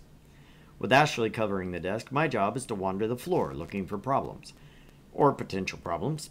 Or just making sure everything's a-okay. But, for starters, it's a good moment to collect my thoughts. I think I'm off to a decent start with my coworkers. Good first impressions at any rate. Cooperation's going to be a must. I've had awful coworkers before and they could really drag down your day. Hang on. No time for daydreaming. I think I spot, 3 possible issues to look into. I should have time to get to all of them, but which do I tackle first? Ooh. Irate customer near Mr. Moopy's Magic Maze, someone cursing up a storm at Fist of Discomfort, a large crowd around Showtime Stage. Okay, Showtime Stage, big crowd, not a problem. Yeah. Irate customer, I think someone cursing up a storm first is my main problem, Yeah. because this is, a family environment. It's one thing when someone's mad, but when you got potential kids around, you really want to stop the cussing before someone getting mad. Right, and you're already cursing up a storm, so, I mean, it's not like you said shit once and they're mad about it. You're going at it, so. There's a lot of shouting coming from the center of the arcade where Fist of Discomfort is being played. I remember Iris telling me all about it earlier today while I was bored to death at the ticket desk. Fist of Discomfort, or FOD, is one of the most popular games in the esports circuit. It's been a staple of the scene for over 6 years. One year, Team Wicked Prodigies took it into the Unreal and came back to win in the dying seconds of the tiebreaker match to take home a record $5 million prize pot. That's a lot of moolah. And how? Okay, so how does it work? It's a hybrid of real-time strategy and button mash brawling. Fight your way down to the top and bottom lanes, clearing waves of ninjas to finally topple the enemy dojo. But that's the action part. The strategy part involves using special abilities, purchase items, and ninja summons. FOD is sheer elegance in its simplicity. The way that different game systems interweave to form one masterpiece of esports perfection. So, Summon Good Ninjas, Punch Bad Ninjas, Smash Dojo. I'd say boiling down a rich game of action and strategy played the world over by top gamers in such a way is a bit degrading, but sure, okay. All of which is super interesting and stuff, but right now, all I care about is dealing with the loudmouth currently playing the game. The closer I get, the louder the yelling gets. Most of these words are words that... What the actual fuck was that? No, those are definitely all words my mother would disapprove of. You've got to be fucking me. Not at the arcade cabinet, lady. Jesus. Well, it's either fucking or shitting. And I'm, of course, going to opt for fuck, apparently. Of course. It's what pops out of my mouth most, anyways. There is no fucking way that is even plausible. Those hitboxes don't even fucking correspond. Fuck this game. Fuck it all night long. Get wrecked. Rando Calrissian. I use that in my day-to-day life. I love it. Another point for the team. Oh, this is far from over, scrub. I saved up a little extra special for you. I've been baiting you into attacking my sensei, which you fell for. Hard. Oh, hey. Did I forget to mention that I bought an extra ultimate technique scroll from my dojo? Whoops, my bee. Wait, what? You haven't been farming. How could... XP share technique with creep waves. Take this. 5-fold fucking explosive death claws technique. What? How did you defeat me? No!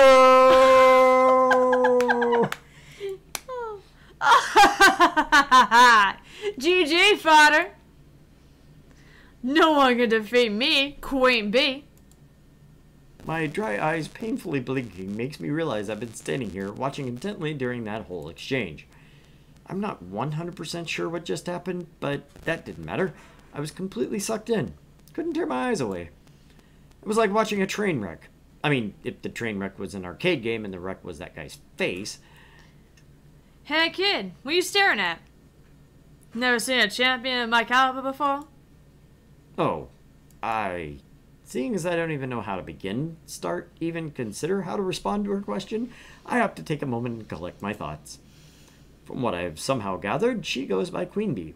That jacket she's wearing identifies her as a member of L7 Gaming, an arcade esports team. And she's the most direct, fierce person I've met all day. Not saying a lot, considering who I've run into so far.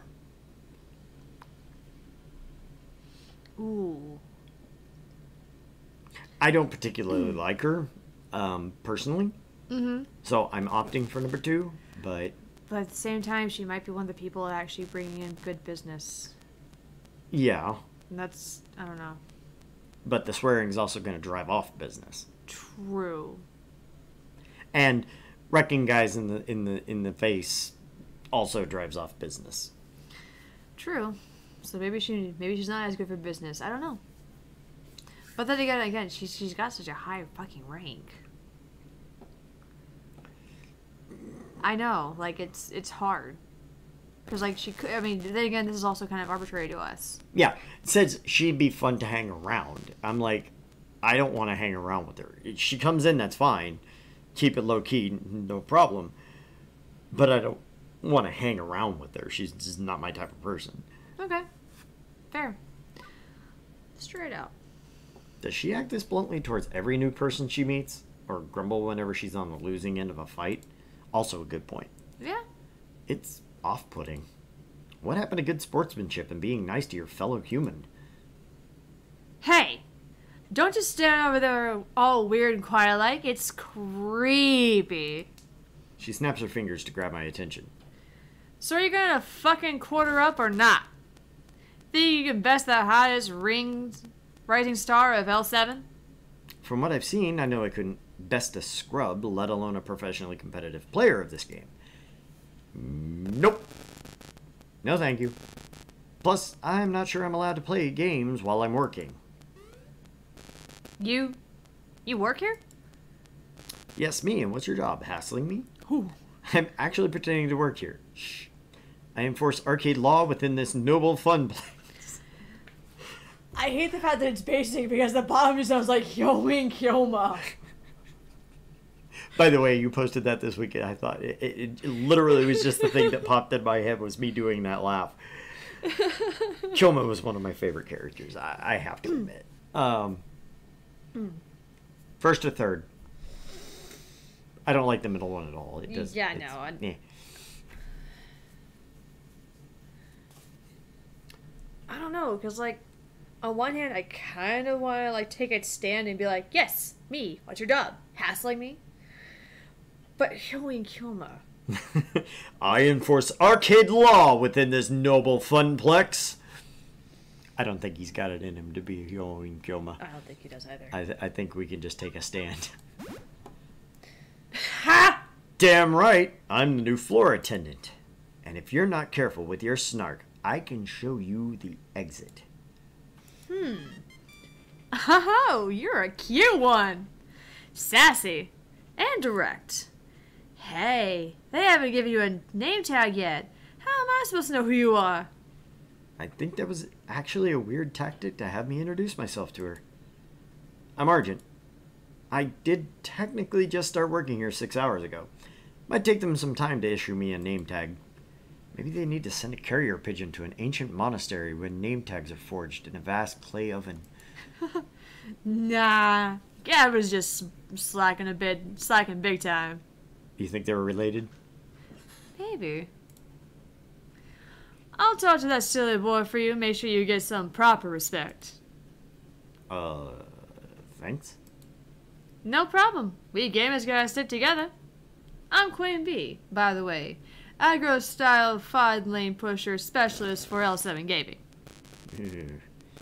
Oh dear. I figured that when you put your arms over your head, cheered and shouted, "No one can defeat me, Queen Bee." Hey, I do not sound like that. Well, maybe a little.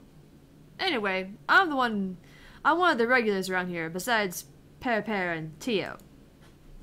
So you'll be seeing a lot of me in this future. Let's hope you last longer than that last guy. Oh, great. Now she's even making my job into a competition. I hope there isn't a betting pool, too. You look like a smart kid. You've seen one of my many streams on the internet, right? Can't say as I'm subscribed to your Twitch. Nope. Literally have no idea what you're talking about. Really? Have you been living under a rock for the past decade? If you consider a small yet formidable apartment a rock, then yes. Oh, you sweet child. You are so innocent and pure. Come, let me show you the path to darkness that is the internet. Nope. Sure, I'd like to learn more. Will it hurt or trouble you? Yes. The answer is yes. I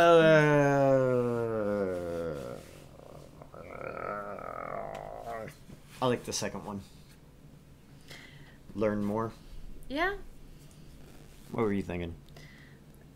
I was debating between the two, actual options versus the neutrality. Nope. Or sure, I'd like to learn more. Yep. Nope. If we just don't want to deal with her, I think. I'm only thinking no because I kind of want to get back to work. That's just me.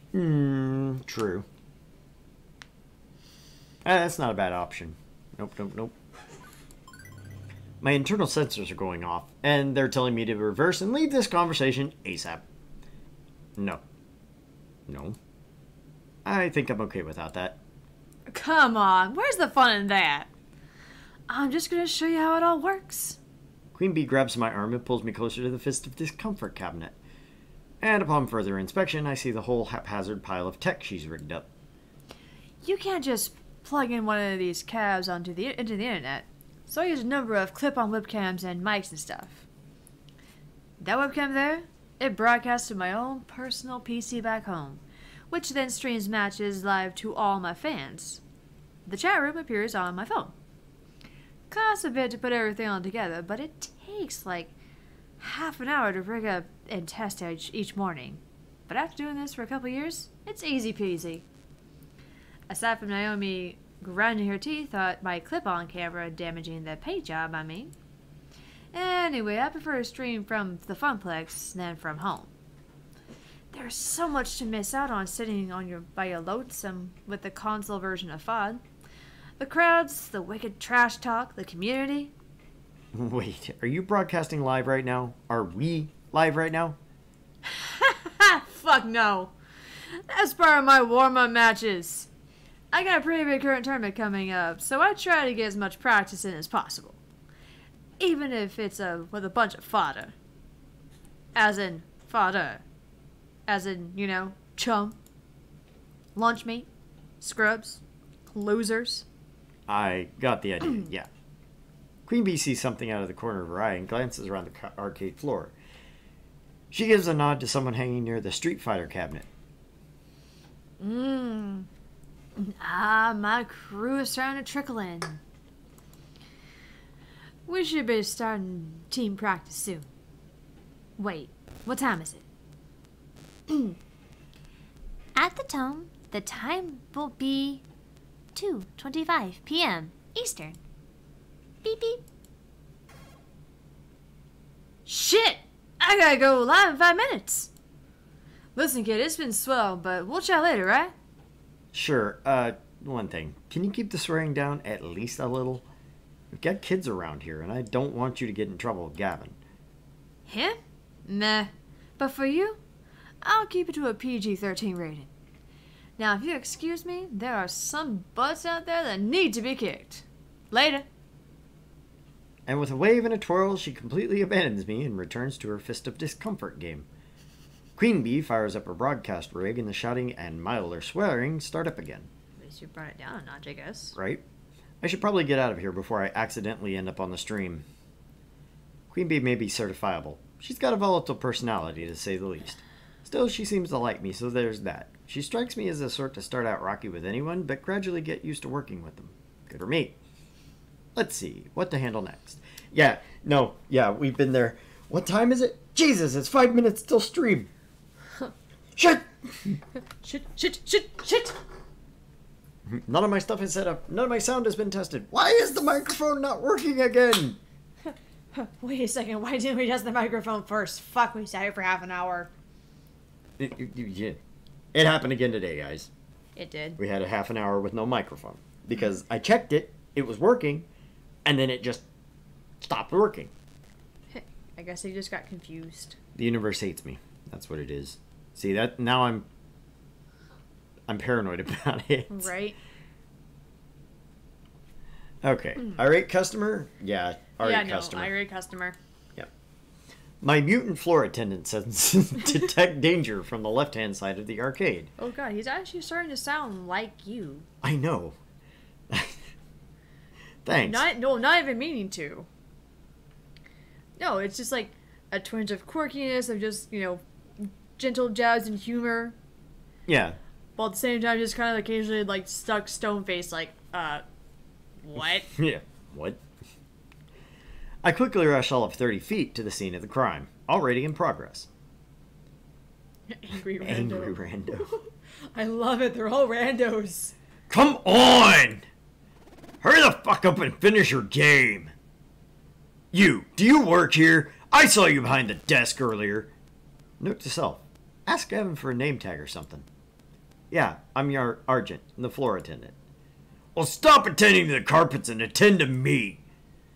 I want this fuck to wrap up his damn game so I can play. Ashley's face is obscured beneath their costume's mask, but I can feel her wince as the man curses up a blue streak.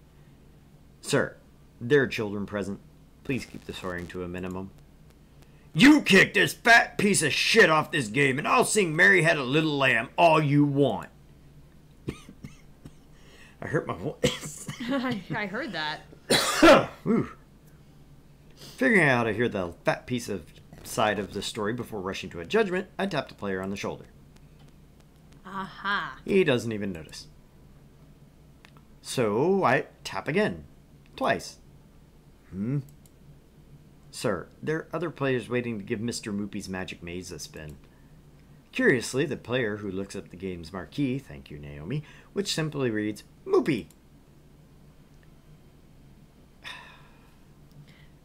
I know, because like you want to do the big guy voice, but at the same time, like you kind of want something different.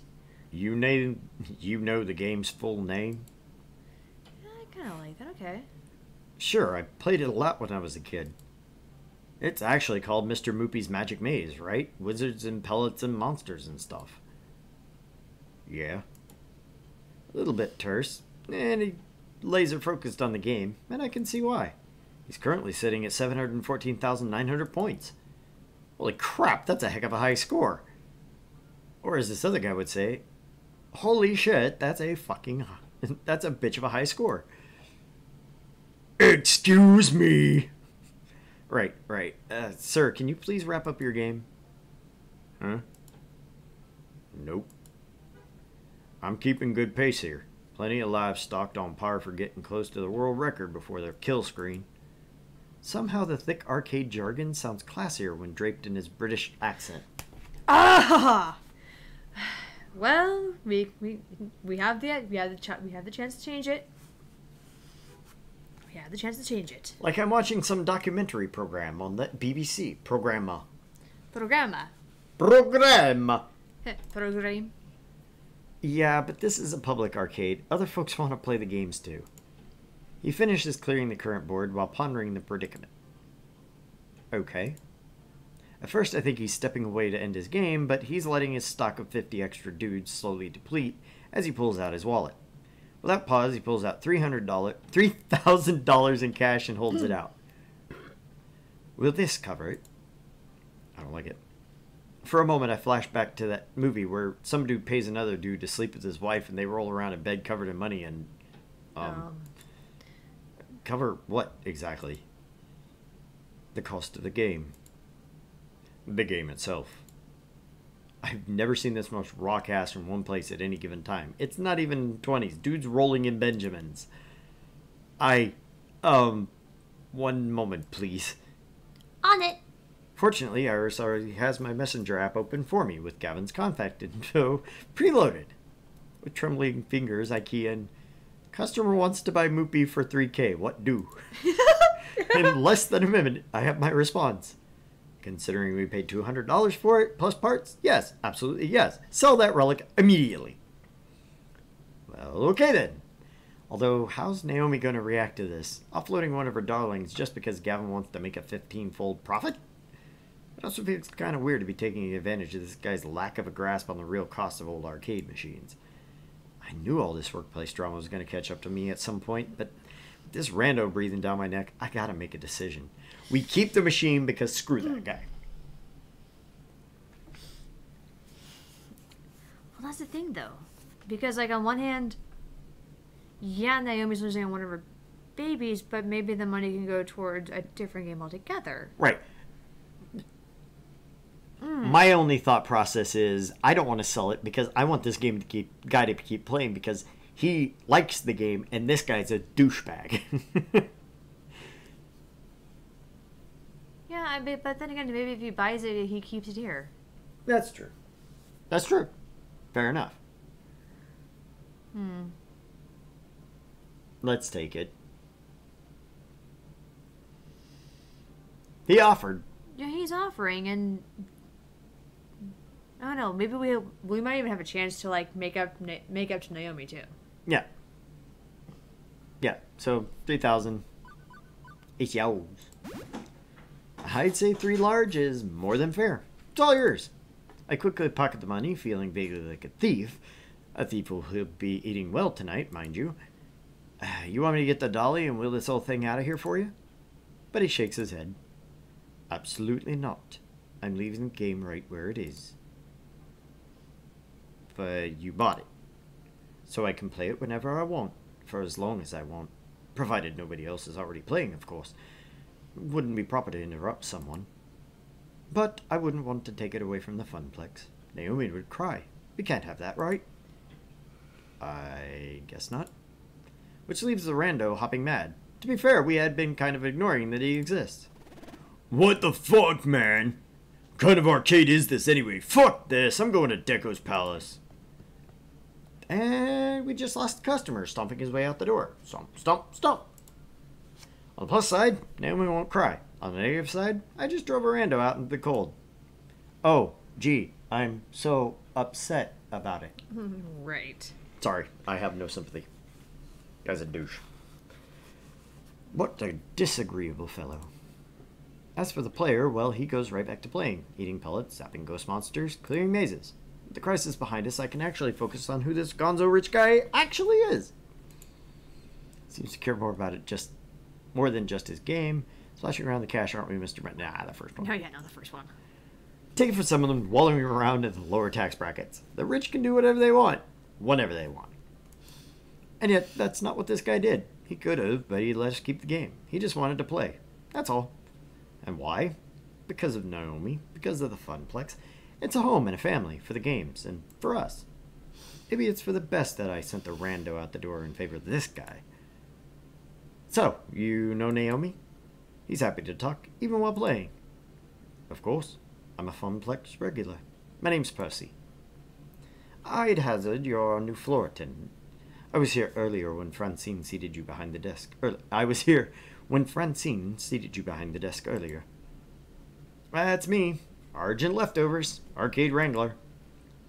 Well then, it's a pleasure to make your acquaintance, and I look forward to getting to know you better. I'm gonna have to work on that. Yep, but at least now we know he's fucking British. Yeah, I know he's British. I want his voice to be deeper, but I'm gonna have to work on getting the deeper voice with the British accent. Mm-hmm. You don't want him to be Luke fucking right. I don't want to be Luke Wright. I don't think it fits him. I mean, besides the fact that he's arrogant and asshole-ish, and this guy's totally lovable. Lovable guy who looks like he's got some sort of mage on his shirt. I love it. I know! It's Moopy. Because they had the screenshot of Moopy a minute ago. See, I was looking all over the place. Yeah, it's Moopy. So, you've seriously just been playing Moopy all day, Ra? What can I say? It's my calling. I actually owned a Moopy cabinet once. Had it in my flat. But playing it by myself, all alone in the dark, it's not the same. I need the atmosphere. The beeps and boops. No, those eventually you learn to filter out. I mean, everything. The games, the lights, the kids, the feeling of being in an arcade. I score my best when I'm in real-world conditions. It's all about the emotions, the laughter and the tears, the excitement of competition. I need that swirling chaos of human emotions around me to play at my finest. Naomi gets that. She keeps Moopy in top condition for the day I eventually land my high score. What's the current world record then? About 3.5 million. Yes, I heard it. This guy has been standing here since I was working at the morning shift. Hours and hours, and he's still only about 720k into his game. Can't imagine him being anything but top health condition to try this. Guy's gotta have legs made out of carbon fiber and a bladder of tungsten. I let a few extra lives drain out whenever I need to go pee. Also, he may be psychic. I feel like I should let him get back to his game, but burning questions, they burn like fire. You must have a solid job, good income, so you're gonna get your movie dipped in gold. Your score's more important than your bank balance? Oh, I don't like any of these. I didn't like any of them at all. Bringing up money is such a weird thing. I know. Other cultures, not so much. Apparently in Japan, it's okay. Yeah, it's also like okay in Germany too. Yeah, but actually, from what I understand, outside the U.S., it's kind of a common thing. But Yeah, everyone here, talks about it, but like, because there's also like no negative connotation of like someone working below you or anything, because they understand that everyone needs a job, and all jobs are necessary. yeah. But here, I mean, there's a lot of problems here with There's a with lot income of and there's a lot of just really horrible. I'll call it connotations. There's a better word for it. I know there is. yeah, no, that's pretty apt. I mean, there are negative connotations if you make more than the person sitting. We're not actually allowed at work to discuss our salaries with other people within the company. Yep. Because nobody wants. I mean, I do not know how much my coworkers make because we make different amounts of money based on our contract. So this is a weird discussion for me altogether. I like the jokey response. I mean, that's the least offensive. Actually, no, that one's actually decent to me. Yeah. Because it doesn't mention his job or his income or his bank balance. It's just like, hey, so you're going to get dipped in gold after that? I mean, come on. What's going on? I do like that one. It's the least objectionable in my case. If it was me tossing her in green like that, I'd have my game coated in solid gold and encrusted with diamonds. Gold's heavy. Made it break through the floor. At mentioning money, he loses interest. Not that he's annoyed, he's just far more focused on his maze than any financial tips. But, it'd be shiny, right? Right? Huh? I don't throw around money to impress people. Oh, damn. Money removes obstacles. Nothing more, nothing less. It's a tool like any other. I do day trading, stocks and bonds, but I'm here for Moopy, not to offer physical advice. Oh, right. My ill-fated attempt at humor, piffling out, I decide to let it go. I love that word, piffling. Mm-hmm. He's getting more and more distracted by the game. I should leave him be. I have to do a thing about a thing. Be seeing you, Mr. Leftovers. Bond.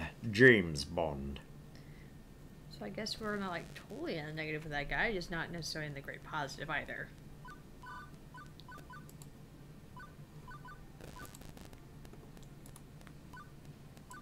So... I'll go back and... Yeah, it's the score button, yeah. So maxed out, nothing. And halfway. About halfway. I feel bad. I do. I do feel kind of bad. But I don't think I got a choice there. I mean, Yeah, it was mention money. That was it. Yeah, I know. And but then again, we didn't even think about the British perspective. Perspective? Yeah. Yes, perspective. Yeah, you got Prospective. Yeah, we didn't think about the British perspective. Maybe they do just mention money. It's not a big deal to them. We didn't think about that. Yeah, but he seemed to get really pissy when it mentioned, money at all. So I just...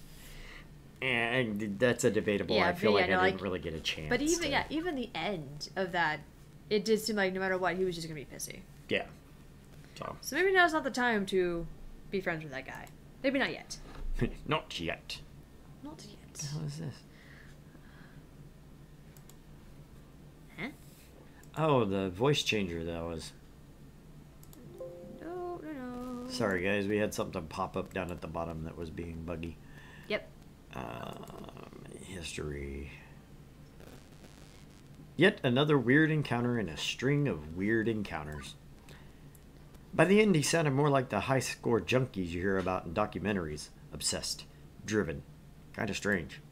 But that's not the impression I had of him from the beginning. He smiled when talking about not splitting up the arcade. Maybe I was wrong about him. I'm not sure yet. Let's see. What to handle next? Just Monica. Just Monica. I'm sorry, when it says, what are we going to do next? And it gives you one choice, that's all I can think about is just Monica. Just Monica, yeah. In the distance, I see a number of people gathering, which is surprising since the first half of my shift was complete and utter solitude. Don't get me wrong, I'm happy to see that people do come to the arcade, but that's quite the crowd that's assembling. Larger than Queen Bee's team was. Rowdier, too. This has to be against some fire code or safety protocol or something, right? Dad. Sit still! Speaking as a citizen that enjoys living, having an escape route in case of emergency is necessary. Time to clear the way or pave my own path of safety. As I approach, I see the flashing neon lights accompanied by upbeat Europop drifts. It's an auditory flashback right to 1980X. I can't help but nod my head to the beat. A pulsating mass of people have surrounded the Showtime stage, cheering on the current player. The game itself takes up a whole corner of the arcade, requiring a fair amount of space to actually play. Showtime Stage is an ultra-modern arcade smash hit. It uses motion tracking sensors hidden behind the colored spotlights to check dance pose accuracy and score you sweet moves. It's pure dance fever. You can catch the fever, right, Arjun? I had my dance fever shots at the doctor's office earlier this season. As the dance ends, one of the players hops down from the stage and immediately starts talking to a young man leaning up against the back wall. Did you see that, Teo? I got my first double A stop on the beat. Yeah, I did. You're doing great. Remember last month you couldn't even pass that song. Totes impressive. Yep, I knew I was gonna go with the damn surfer boy with him. I just knew it. That's alright, I'll go surfer too. I gotta keep practicing. One day, maybe even surpass you. Hey, I hope you do. And when you do, you can be the one who brings in new dancers and teaches them how to play. As the next song starts, my eyes shift from their conversation to observe the gyrations and intricate limb movements coming from Showtime stage. I feel my head bobbing and my foot tapping. Hey, it's a really catchy song. Can you believe me? I'm getting really into it when I feel a hand on my shoulder. How about you? Nope, I missed it. I get a weird... I'm getting a weird off-put with him. I don't know. How about you? Want to take the spotlight? Sure, I can learn as I go. Let's dance. What, in public? I think not. I think not. I'm not one for dancing with strangers. You know what dancing leads to. Me falling on my face. In front of all these people. Either that or one of my customers enjoying a trip to the emergency room with a shattered foot. I'd rather not horribly embarrass myself right now. Let's save that for later. 'Tis a downright shame, but you can't blame me for trying. How could I resist to ask a guy such as yourself? You caught my eye the moment you walked over. Hey, wait, you're new here, right? Yes, very. Name's Mateo, but everyone here just calls me Teo. Teo's the best! Boogie Woogie. Greatest guy here. He's all sorts of like our leader. Yeah? Oh, please, I'm nothing really. He looks directly into my eyes. Nothing as special as you. I just like to show newbies the ropes and teach them how to play. Our community is small, but we're all super close. I think you'd be a perfect addition to our gang. So what do you say? Play our silly dancing game? Teo outstretches his arms to me, waiting for my hand to grab his. Nope. I'm not dancing. So it's either politely decline or just shake my head no. Let's politely decline. Teo's a persistent one, but at least he's not mean about it. Maybe after I played Showtime stage multiple times. Alone. Possibly in the dark. Look, I appreciate the offer, but I don't know if this one's for me. I'd like to avoid injuring anyone, notably myself. With enough practice, you'll get it. Plus, I could always teach you. Yeah, I think I'll pass. I'm actually on the clock right now. I'm the new floor attendant, Argent. Really? But I haven't seen you around here at all. What happened to the other guy? He was actually pretty good at Showtime stage, now that I think about it. He's out. I'm in.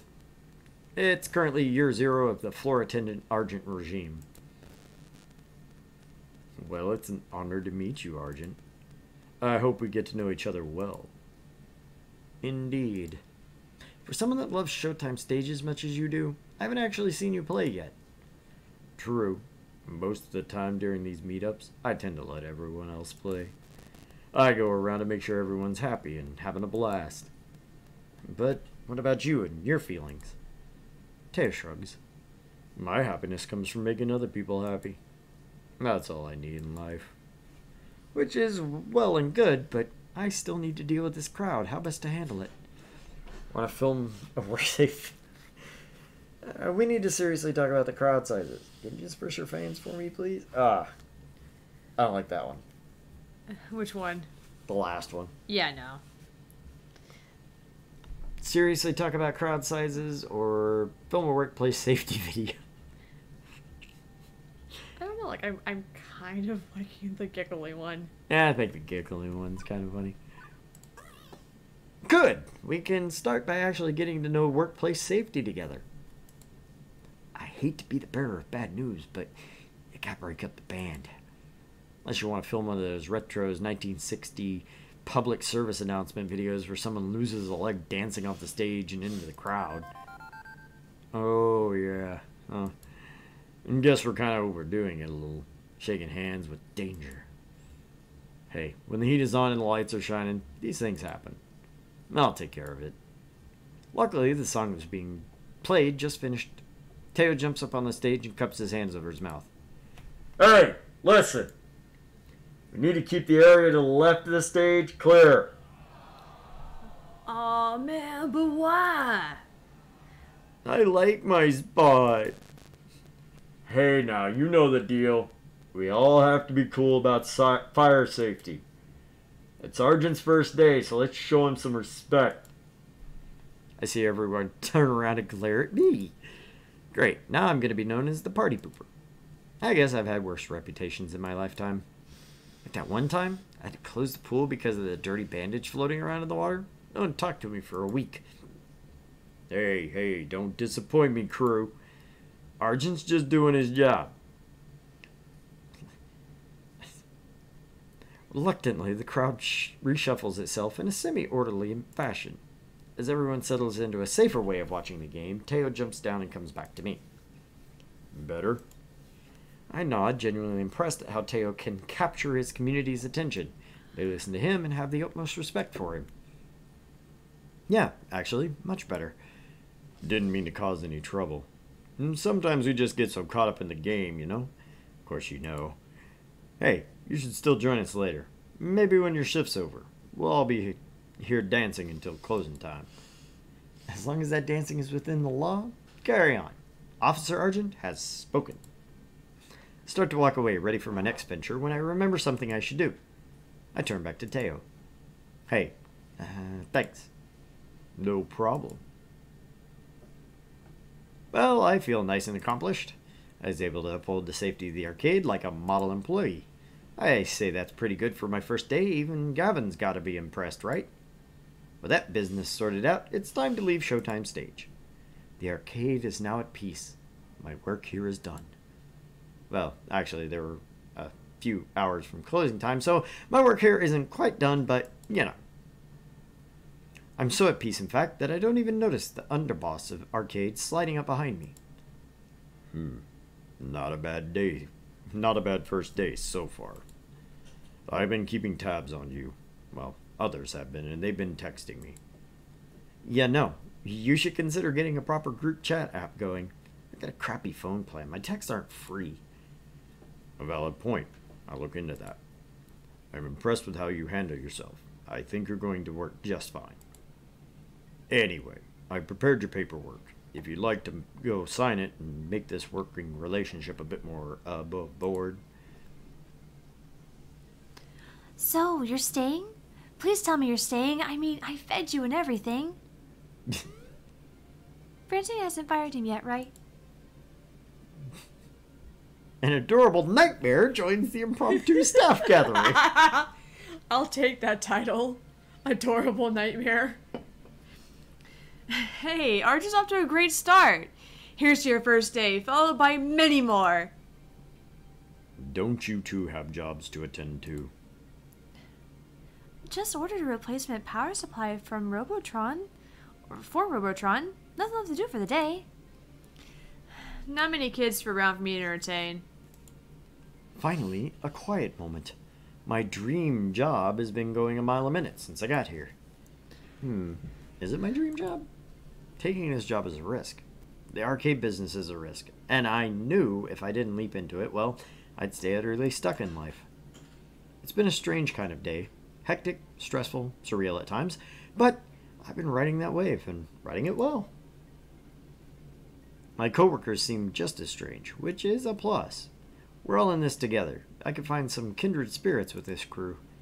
So, dream job? Could be. Very well could be.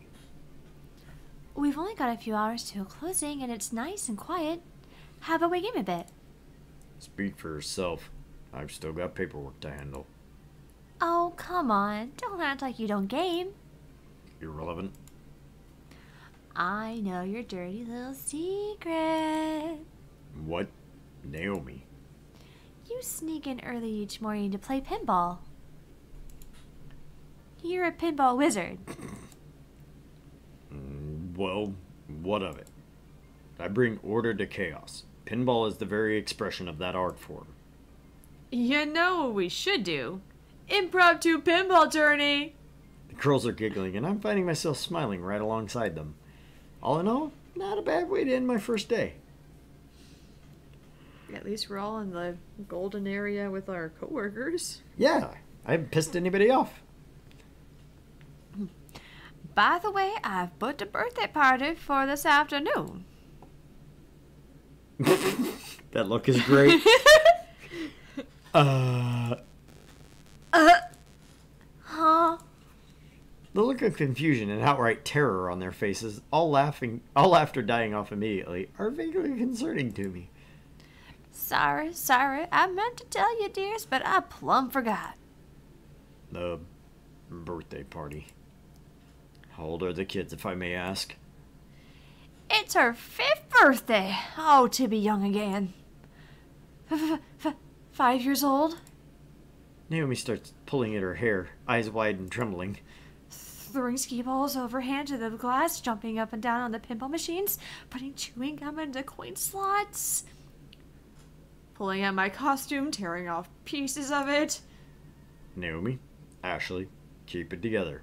We've survived kids' birthday parties before. Doom is, the end is nigh. Well, I'd hate to get in the way of all the fun. It's time for my afternoon nap anyway. Have fun, dears. Right. Battle stations, everyone. I'll take the ticket desk so I can oversee operations. Ashley, greet the kids. Naomi, watch for hardware damage. Argent, roaming duty. Look for trouble, do what you can. Prepare yourselves. They are coming. Like an oncoming tidal wave, the rumble is felt before it is seen. Parents pulling into the parking lot, minivans disgorging kindergartners, and suddenly... Oh dear Christ! An explosion of small humans rushes into the doors, bursting into the arcade before scattering every which way. Even before any of them can get tokens, they're grabbing at joysticks, mashing buttons, eager to get their game on or even just pretend to be playing. The crew assumes battle stations. Naomi by the fragile pinball machines. Ashley near the door, trying to distract the incoming kids, to greet them. Gavin, armed with pre-stacked $10 rolls of tokens, quickly exchanges them with the adults. Beats waiting in line at the change machines. As for the programmers, well, Queen Bee and Teo's friends bolt for the exit, abandoning them, keen on getting out ahead of the surge of kiddies, I guess. That's all very well and good, but I've got no idea where I'm supposed to be. Roaming duty, Gavin said. Look for trouble, Gavin said. I mean, I was doing that before, but now the chaos is multiplied. For a few minutes, I'm like a pinball being bounced around, like that frog trying to cross a highway of traffic. Eventually, I spot 3 possible problems on the rise. An Argent professional floor attendant is ready to attend to them. Which one of these should I tackle first, though? I may not be able to deal with all of them in time. Ooh, damn it. Yeah. Ha Ha ha ha! ha ha! We're gonna save here. 2 kids fighting over a box of cupcakes near Naomi and Ashley. An angry adult shouting at a kid near Teo and Queen Bee. A little girl crying over her stolen tickets near Percy and Gavin. Okay, I'm for 2 and 3. Yeah. Oh, goodness. I think Queen Bee and Teo might be okay. But that's the hard thing, because, like, on one hand, we're trying to help customers. Versus Percy and Gavin, who's a customer and an employee, or 2 employees. Right. So we got 2 employees with Naomi and Ashley. We've got 2 players with Teo and Queen Bee, and we have an employee and a player with the 3rd one. I personally, okay, speaking from my past experiences in my life of security work, the first person I'm going after is the angry adult shouting at a kid. Okay. There should be no reason for that. Period. Yeah, like 1, no, angry adult should not be shouting at a kid, but 2, I feel like we should try and help out the customers. I feel like we should help them out just because, you know, they don't have any authority. Right. They Gavin can't do does. anything about it. Naomi and Ashley both do. Yeah. So, the sound of hardship calling to me from Fast Cars 5 racing games. Shouting adults and crying children are never particularly good signs, and I hope beyond hope that I can take this on. I shake the discomfort off. Now is not the time to doubt myself. I need to find out what's going on and stat. As I get closer to the revving of engines and the clacking of shifting gears, I see a grown woman berate a cowering boy. I didn't. Admit it! I know what you did, you brat! You manipulated my precious son to put his tokens in your game, and you should be ashamed of yourself! I'm sorry. Children like you are the absolute worst. Garbage! Ma'am, keep your voice down. There's no need to shout. At a child, no less. What's going on here? This jerk of a boy told my sweetest beyond sweet Josh that he should put his own tokens into the racing machine so he could play for free. Entitled Mom. Oh, yeah. Josh earned those tokens from his allowance, and I won't let some devil child steal his money. Let's just take a moment to calm down, okay? Before I say anything else, I spot Queen Bee and Teo out of the corner of my eye. Queen Bee looks infuriated, and Teo has buried his face in his hand. Actually, now that I stop and think about it, they might have some insight. The racing games are right next to Showtime stage. Teo probably had a good vantage point from the whole thing if he was dancing on stage. And just by the way Queen Bee's brows are furrowed, I can tell something is not sitting right with her. I could ask one of them for their help. Or I could try to solve this one by myself. Ooh, okay. Bee's gonna be pissed, period. Yeah. She's not, I mean, she's not gonna play fair either way. She just wants the mom to get taken down. Yeah, but he's right, though. She actually could have some insight. Yeah. Teo, I don't think he's gonna see in something. Flashing lights. Yeah. Movement. I don't think he's... Or just take it on myself and find out. Oh.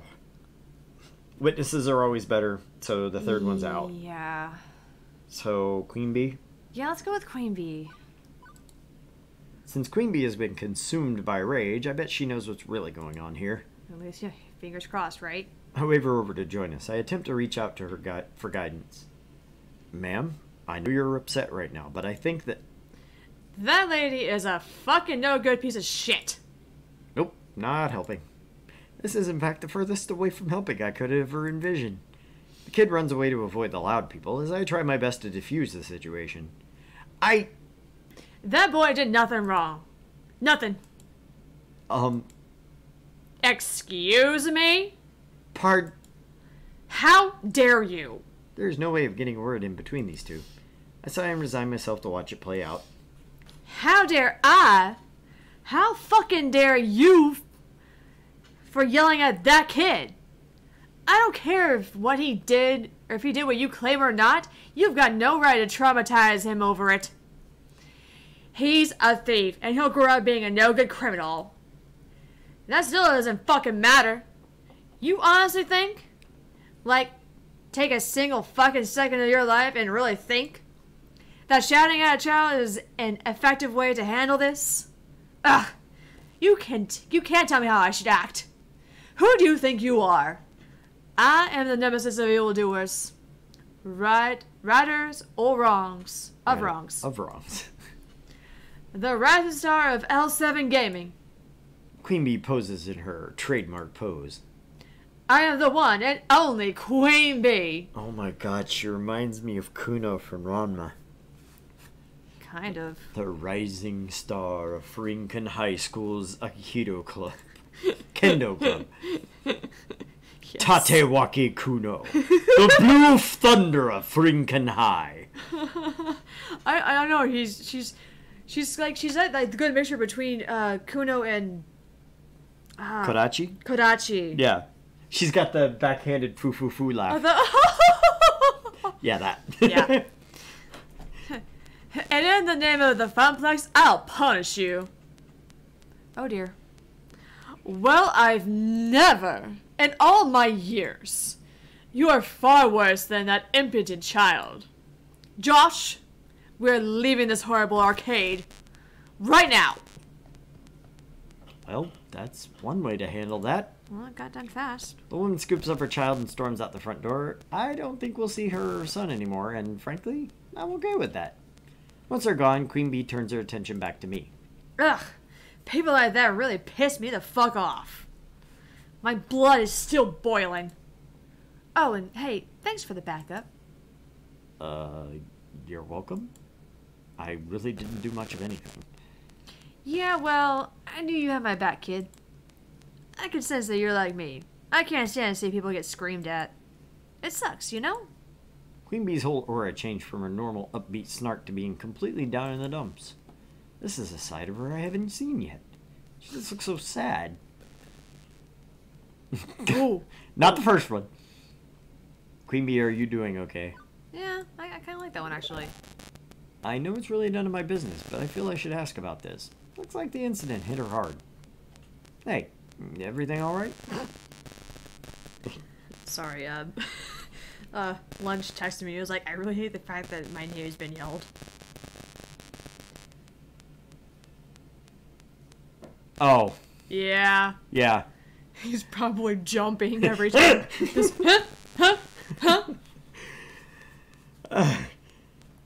Hey, it's okay, you can tell me. She pauses for a second before her normal smile creeps back up on her lips.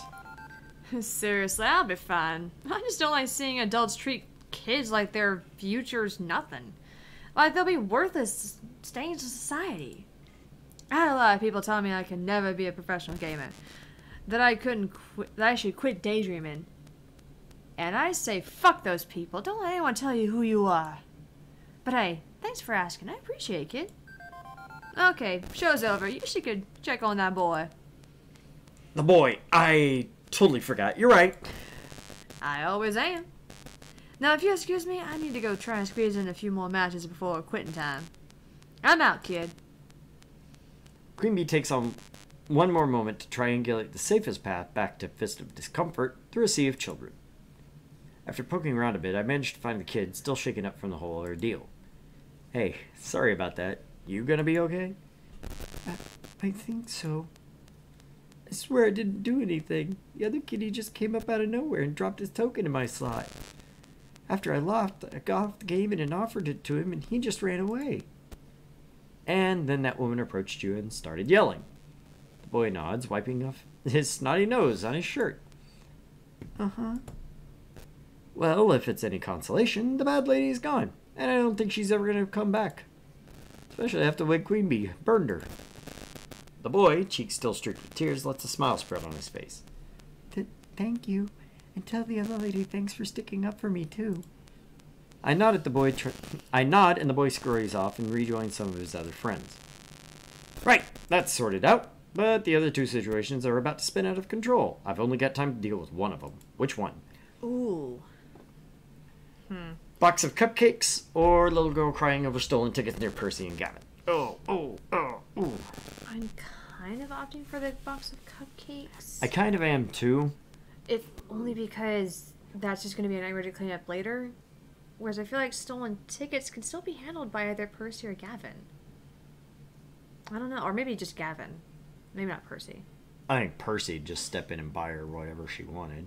Probably. And Gavin's running the desk, so I mean, it's not going to be... Yeah, and I don't know. I think those two have it. I think we should probably try and help with the cupcakes. Yeah, because Ashley's in her costume and Naomi's, well, Naomi. Yeah, she's also newer games, and I'm pretty sure if a cupcake gets in everything, you know, she's gonna have ants in there. She's going to haywire all over them. Yeah. I can smell disaster on the wind, and it smells sweet. As in, I can smell the box of birthday cupcakes one of the parents left near the ticket desk, with kids swarming around it, scavenging for their favorite icing colors. At first, my inner child is merely offended that someone thought one of those icing blob cupcake cakes was superior to actual birthday cake, but there are clearly larger issues at stake than that. I want a chocolate. Don't take all the chocolate. I want 2 cupcakes. Give me 2 cupcakes. No fair. Everybody gets one, and mine's gonna be chocolate. course, the kid at the front grabs the last one. Finders keepers, losers weepers. The parents aren't paying any attention. They're too busy complaining about their jobs and the weather and the PTA and stuff. Meaning when the first cupcake is thrown, nobody's there to stop it. Ah, stop it! Stop it! I want a chocolate! As blobby wads of icing and sponge cake go flying, glance over at the coin-op games, which are about to get caught in the crossfire. Naomi, who's busy trying to unjam a joystick one of the kids wagged too hard, looks up to see the cupcake onslaught coming her way. As does Ashley, whose fuzzy costume is a nice and inviting target for flying confectionery. Act fast, Sergeant! Oh. I don't know, well, let's try and save them both. I shall fail in spectacular fashion. Quickly, I hurl myself into the action. Get down! Numbness sets in as multiple rounds of frosted-coated mortar fire impact against my body. When I finally hit the ground, my clothes are totally ruined. But alas, my noble self-sacrifice could not completely protect them. Naomi seems to get the idea and shields the game with her body. A few stray cupcakes that missed me hit her, but otherwise, no damage done. Ashley takes a few shots, unfortunately, but it could have been worse. As parents swarm to round up the cupcake war instigators, Naomi and Ashley kneel down to check on my fallen form. Argent, are you okay? Could be paralyzed from the neck down. Argent! Blink once if you're paralyzed, twice if you're not. I'm not paralyzed. Oh, hey. Or you could talk, that works too. Naomi helps me to my feet, although I have to be careful to not mingle my icing with her icing in the process. Oh. Days like these, I'm glad I wear an apron. Ew. Cupcakes are food, not fashion. Colored icing is just the worst. I think I can get these 2 out with some club soda, fortunately. Guess they got all of us, huh? But Arjun, worst of all. You know, that was super selfless of you, trying to save us from the splatter. Speaking as a floor attendant, you score a silver medal. Despite all of us ending up splattered a little, they seem in good spirits. I should try to keep that rolling. My cupcake foo is not strong enough. I must now go meditate under a waterfall and train for 10 years. I love that one. No mere cupcake can stop me. I am a hardened and stalwart defender of this arcade. I like that one too. Never mind me, how are you two? Anything I can do to help? That seems kind of meh. Yeah, I know, that's just meh. I like the two at the top. Now we have to figure out which one we like more. I like the cupcake foo, which is great. Stalwart defender of the arcade. So, like, do we want to go for the, you know, the Japanese influence of meditating underneath the waterfall? I like the cupcake foo, I think. Because, like, the other one, the no mere cupcake can stop me, just sounds more like, you know, a knight in shining armor or dented armor.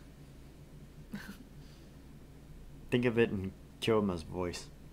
That's exactly why I'm No towards mere that. cupcake can stop me. I am a hardened and stalwart defender of this arcade. Nope, it's totally Kyoma right there. Mm-hmm. I love it. Mm-hmm. I love the voice of Kyoma coming out of this one. Okay, we'll do that one. I fear no confectionery. Bring it on. Break your desserts upon my body, and I shall stand guard forevermore. Hey, that could be a good team building exercise for the staff.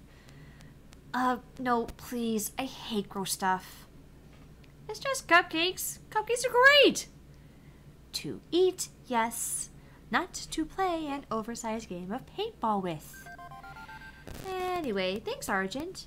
That was a complete mess, but I guess it could have been more of a complete mess if you hadn't done that. I'd better get back to fixing this joystick. You should get cleaned up and get back to it. Also, the party's still going. Good luck. Yeah, good luck. And hey, good work. If you'll excuse me, I need to go clean up poor Pinky a bit. That could have gone better, but it also could have gone much, much worse. More importantly, I kept their spirits up. Even Ashley, who has to clean icing out of her fuzzy felt, came out of it cheerful. With a brief nod from Gavin, I snatched one of the official Funplex t-shirts to replace my cupcake top. After a few minutes in the bathroom to change and wipe icing off my pants, I'm ready to go again.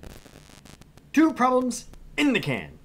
Now to deal with that crying kid by the skee-ball machines. Oh, she's gone. Well, crap. Percy looks up briefly from clearing level 78 of Moopy. Looking for that girl? I think her parents took her home. Party turned sour for her, I suppose. Drat! Wasn't fast enough. You can't be everywhere at once, Argent. Cheer up, love.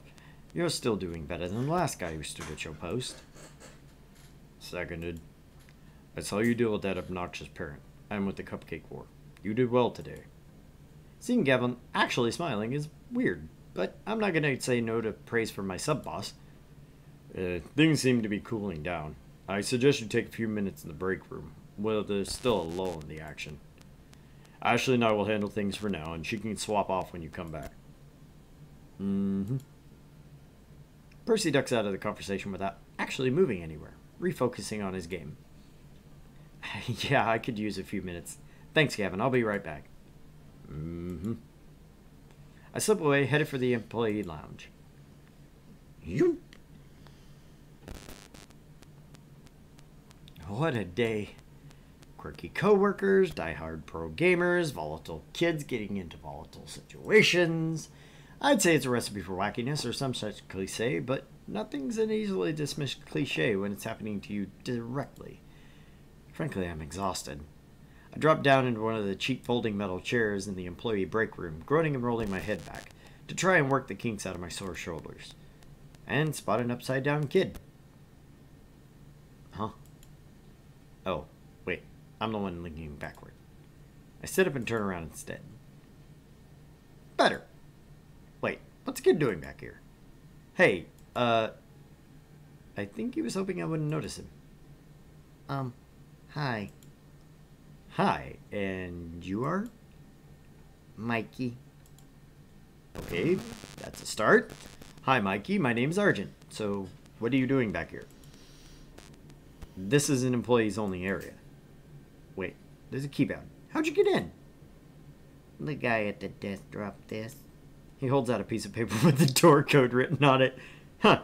Score 1 for Ashley's wild storytelling being more fact than fiction. Okay, but you can't stay back here. I don't see any knives or stabbing implements left out in the open, so I guess it's technically safe, but... Please don't send me back out there. Well, this is curious. I lean in so we can be on the same ag level. Something wrong? You can tell me. I work here. I'm the guy who solves problems. No problems. I just don't want to go out there. Don't you want to play with your friends? He gives me the most cynical, bitter laugh I've ever heard out of a kindergartner. I don't got any friends. I don't know anybody here. My family just moved to the city, and before that we lived in another city, but one more before that, but I was too little to remember. I lost it there. My mom told me to come to the party anyway, and I didn't want to, but she took me anyway, and then she left because she's got to work. New kid in town, huh? He nods, mutely. Still, I should have busted him there and then. Brought him back out to the party where the other parents could supervise him. Should have told Gavin. Should have enforced the rules of the arcade. Okay, kid, I won't tell on you. You want to stay back here for the rest of the party? I'll keep you company. Thanks. You really won't tell my mom? Nope. Why? I thought you want to make me go. You're an adult like Mom. Hey, I wasn't always an adult. I was a kid once. The new kid in town, in fact. You are the new kid? Yeah, although for me, that started happening back when I was 10. Again and again. Moving from town to town, school to school, never really making any friends. Not for years. Mom and Dad kept losing jobs and taking new ones, worse ones. They'd be working all day long, too tired when they came home to do much of anything. After years and years of this, I stopped hoping things would get better. I decided I'd just take what I could get. Go with the flow. What's that mean? It means you don't care. Some things are good, some things are bad, but you don't care. You just do what you have to do, without really being sad over it. But that sounds so sad. You weren't sad? It's sad to never care about anything, right? I guess I was sad. I just told myself I wasn't going to be sad, even though I really was. And then I bite my tongue. Hard. Because my little involuntary trip down memory lane was not helping this kid out. Wouldn't have helped little Argent out if an adult had done this for me.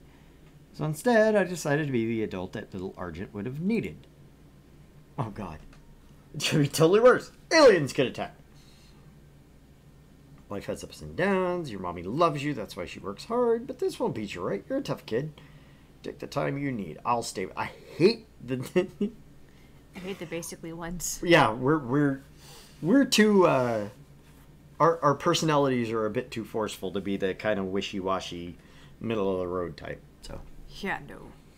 nothing against the devs or the writers. Just we're very down the line. But then kind of again, people. I'm pretty sure if we had different characters sitting over here, there would be at least one person voting for Wishy-Washy, so... Yeah. I don't know. I kind of like the gutsy one. But this won't beat you, right? You're a tough kid. Yeah, I think that's the best one out of them I mean, all. that's because that was also what I got told a lot. Hey, life can be lousy sometimes. I'll give you that. Hiding won't fix it. Hiding just makes you stay sad longer. If things are bad, stand up. If you're sad, stand up. You can't let life win. You gotta be a big boy. Bigger than that. Ready to go. What happens when you're playing an arcade game and you run out of extra lives, the boss beats you, or the puzzle fills all the way to the top? You lose the game? Well, yes. And then you put in another token, and you play again. And each time you stand up to the game, you get better at playing it. That's where you are now, Mikey. Hiding in here when you got tokens in your pocket and can keep on playing if you want to. You want to keep playing, or just hide? Maybe it's my tone, more than my words, but something stirs in me. I want to play games. Right! It's an arcade. If you don't know anyone here, you can always play games and have fun. Even if sometimes life is sad, even if sometimes things are bad, you've always got another token. Even if you run out of tokens, you can still keep going. And if you go out there and play, maybe you'll meet someone who enjoys playing too. Maybe you'll make a friend. You won't know unless you play the game. So, ready to stand up? Yeah. Ready to keep playing? Yeah. Ready to go out there and have some fun? Yeah! I don't even need to take his hand and lead him out of there. Mikey's off like a shot to rejoin the party. Sorry. Woo! Woo! And off he goes. I'm not fooling myself. I know I haven't fixed all Mikey's problems. I'm no child psychologist. It was entirely me flying by the seat of my pants. But for one moment there, I was able to help someone in the same crappy situation I found myself long ago. 15 years ago. Everything changed. No more family vacations, no more arcade visits. Couldn't afford them and they couldn't take time off work. A whole leftovers family had to be learned to settle, to accept the lot in life we've been dealt, to simply go with the flow, never hoping, never wanting. Juniper did her best to pull me out of that mire. I had only known her a few years, one of the few stable times in my life, but she knew the edge I'd already been pushed to. Now, here I am. Today has been, well, bonkers. Alternately boring and hectic, surreal and way too real. But I can honestly say I'm more alive today than I have been in a very, very long time. Beep beep. Beep beep. Argent. My emotional voice and analysis subroutines combined with your body language suggest you're very happy right now. Yeah, I guess I am. How'd you know? I just told you, silly. I mean, how'd you know I'd love this job so much? Oh, that's easy. I didn't. What? I lied.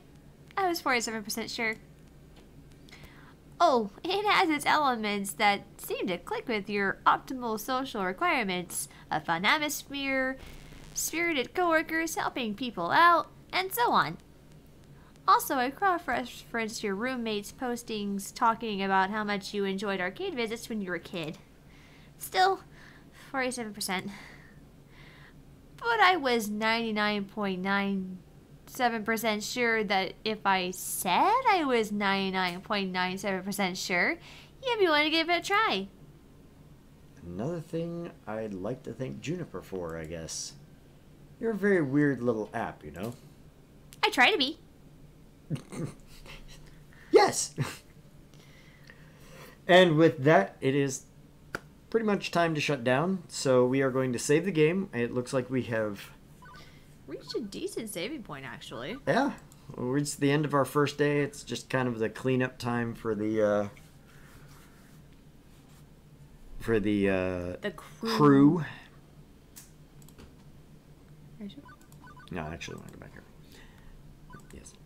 So, again, this is Arcade Spirits. It is available on Steam and on their website directly. We do enjoy. I enjoy it very much. I actually like this one. Yeah, I'm having fun. It gave us a couple of really kind of laugh out loud moments, to be honest. So that's it for tonight. We finished the first day at work. Next time we'll start just right on into the next part. Not a lot to say about it. I mean, you were here. It was great. So Monday I should be back for Paladins with Buzz. Hopefully Buzz is feeling better and I don't flake out because I'm an idiot.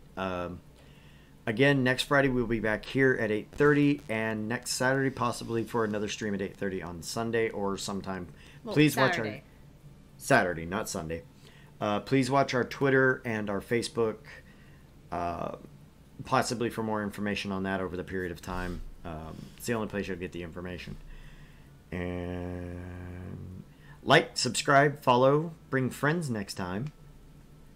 Everybody knows somebody that likes video games, even if you don't know if they like video games or not. Just tell them to come. It's a good thing to just sit here and listen to us for a couple hours. Right? I don't know. It was fun. I liked it. Yeah. Do it while you're knitting, or you can do it while you're doing your taxes, or, you know. Mm-hmm. You don't have to watch us. You can just listen to the dulcet sounds of her voice. I don't know. You had a lot going on there. I just had my moments. Anyway. I ain't gonna argue it because it ain't that important. Anyway, guys, seriously, thanks for hanging out with us.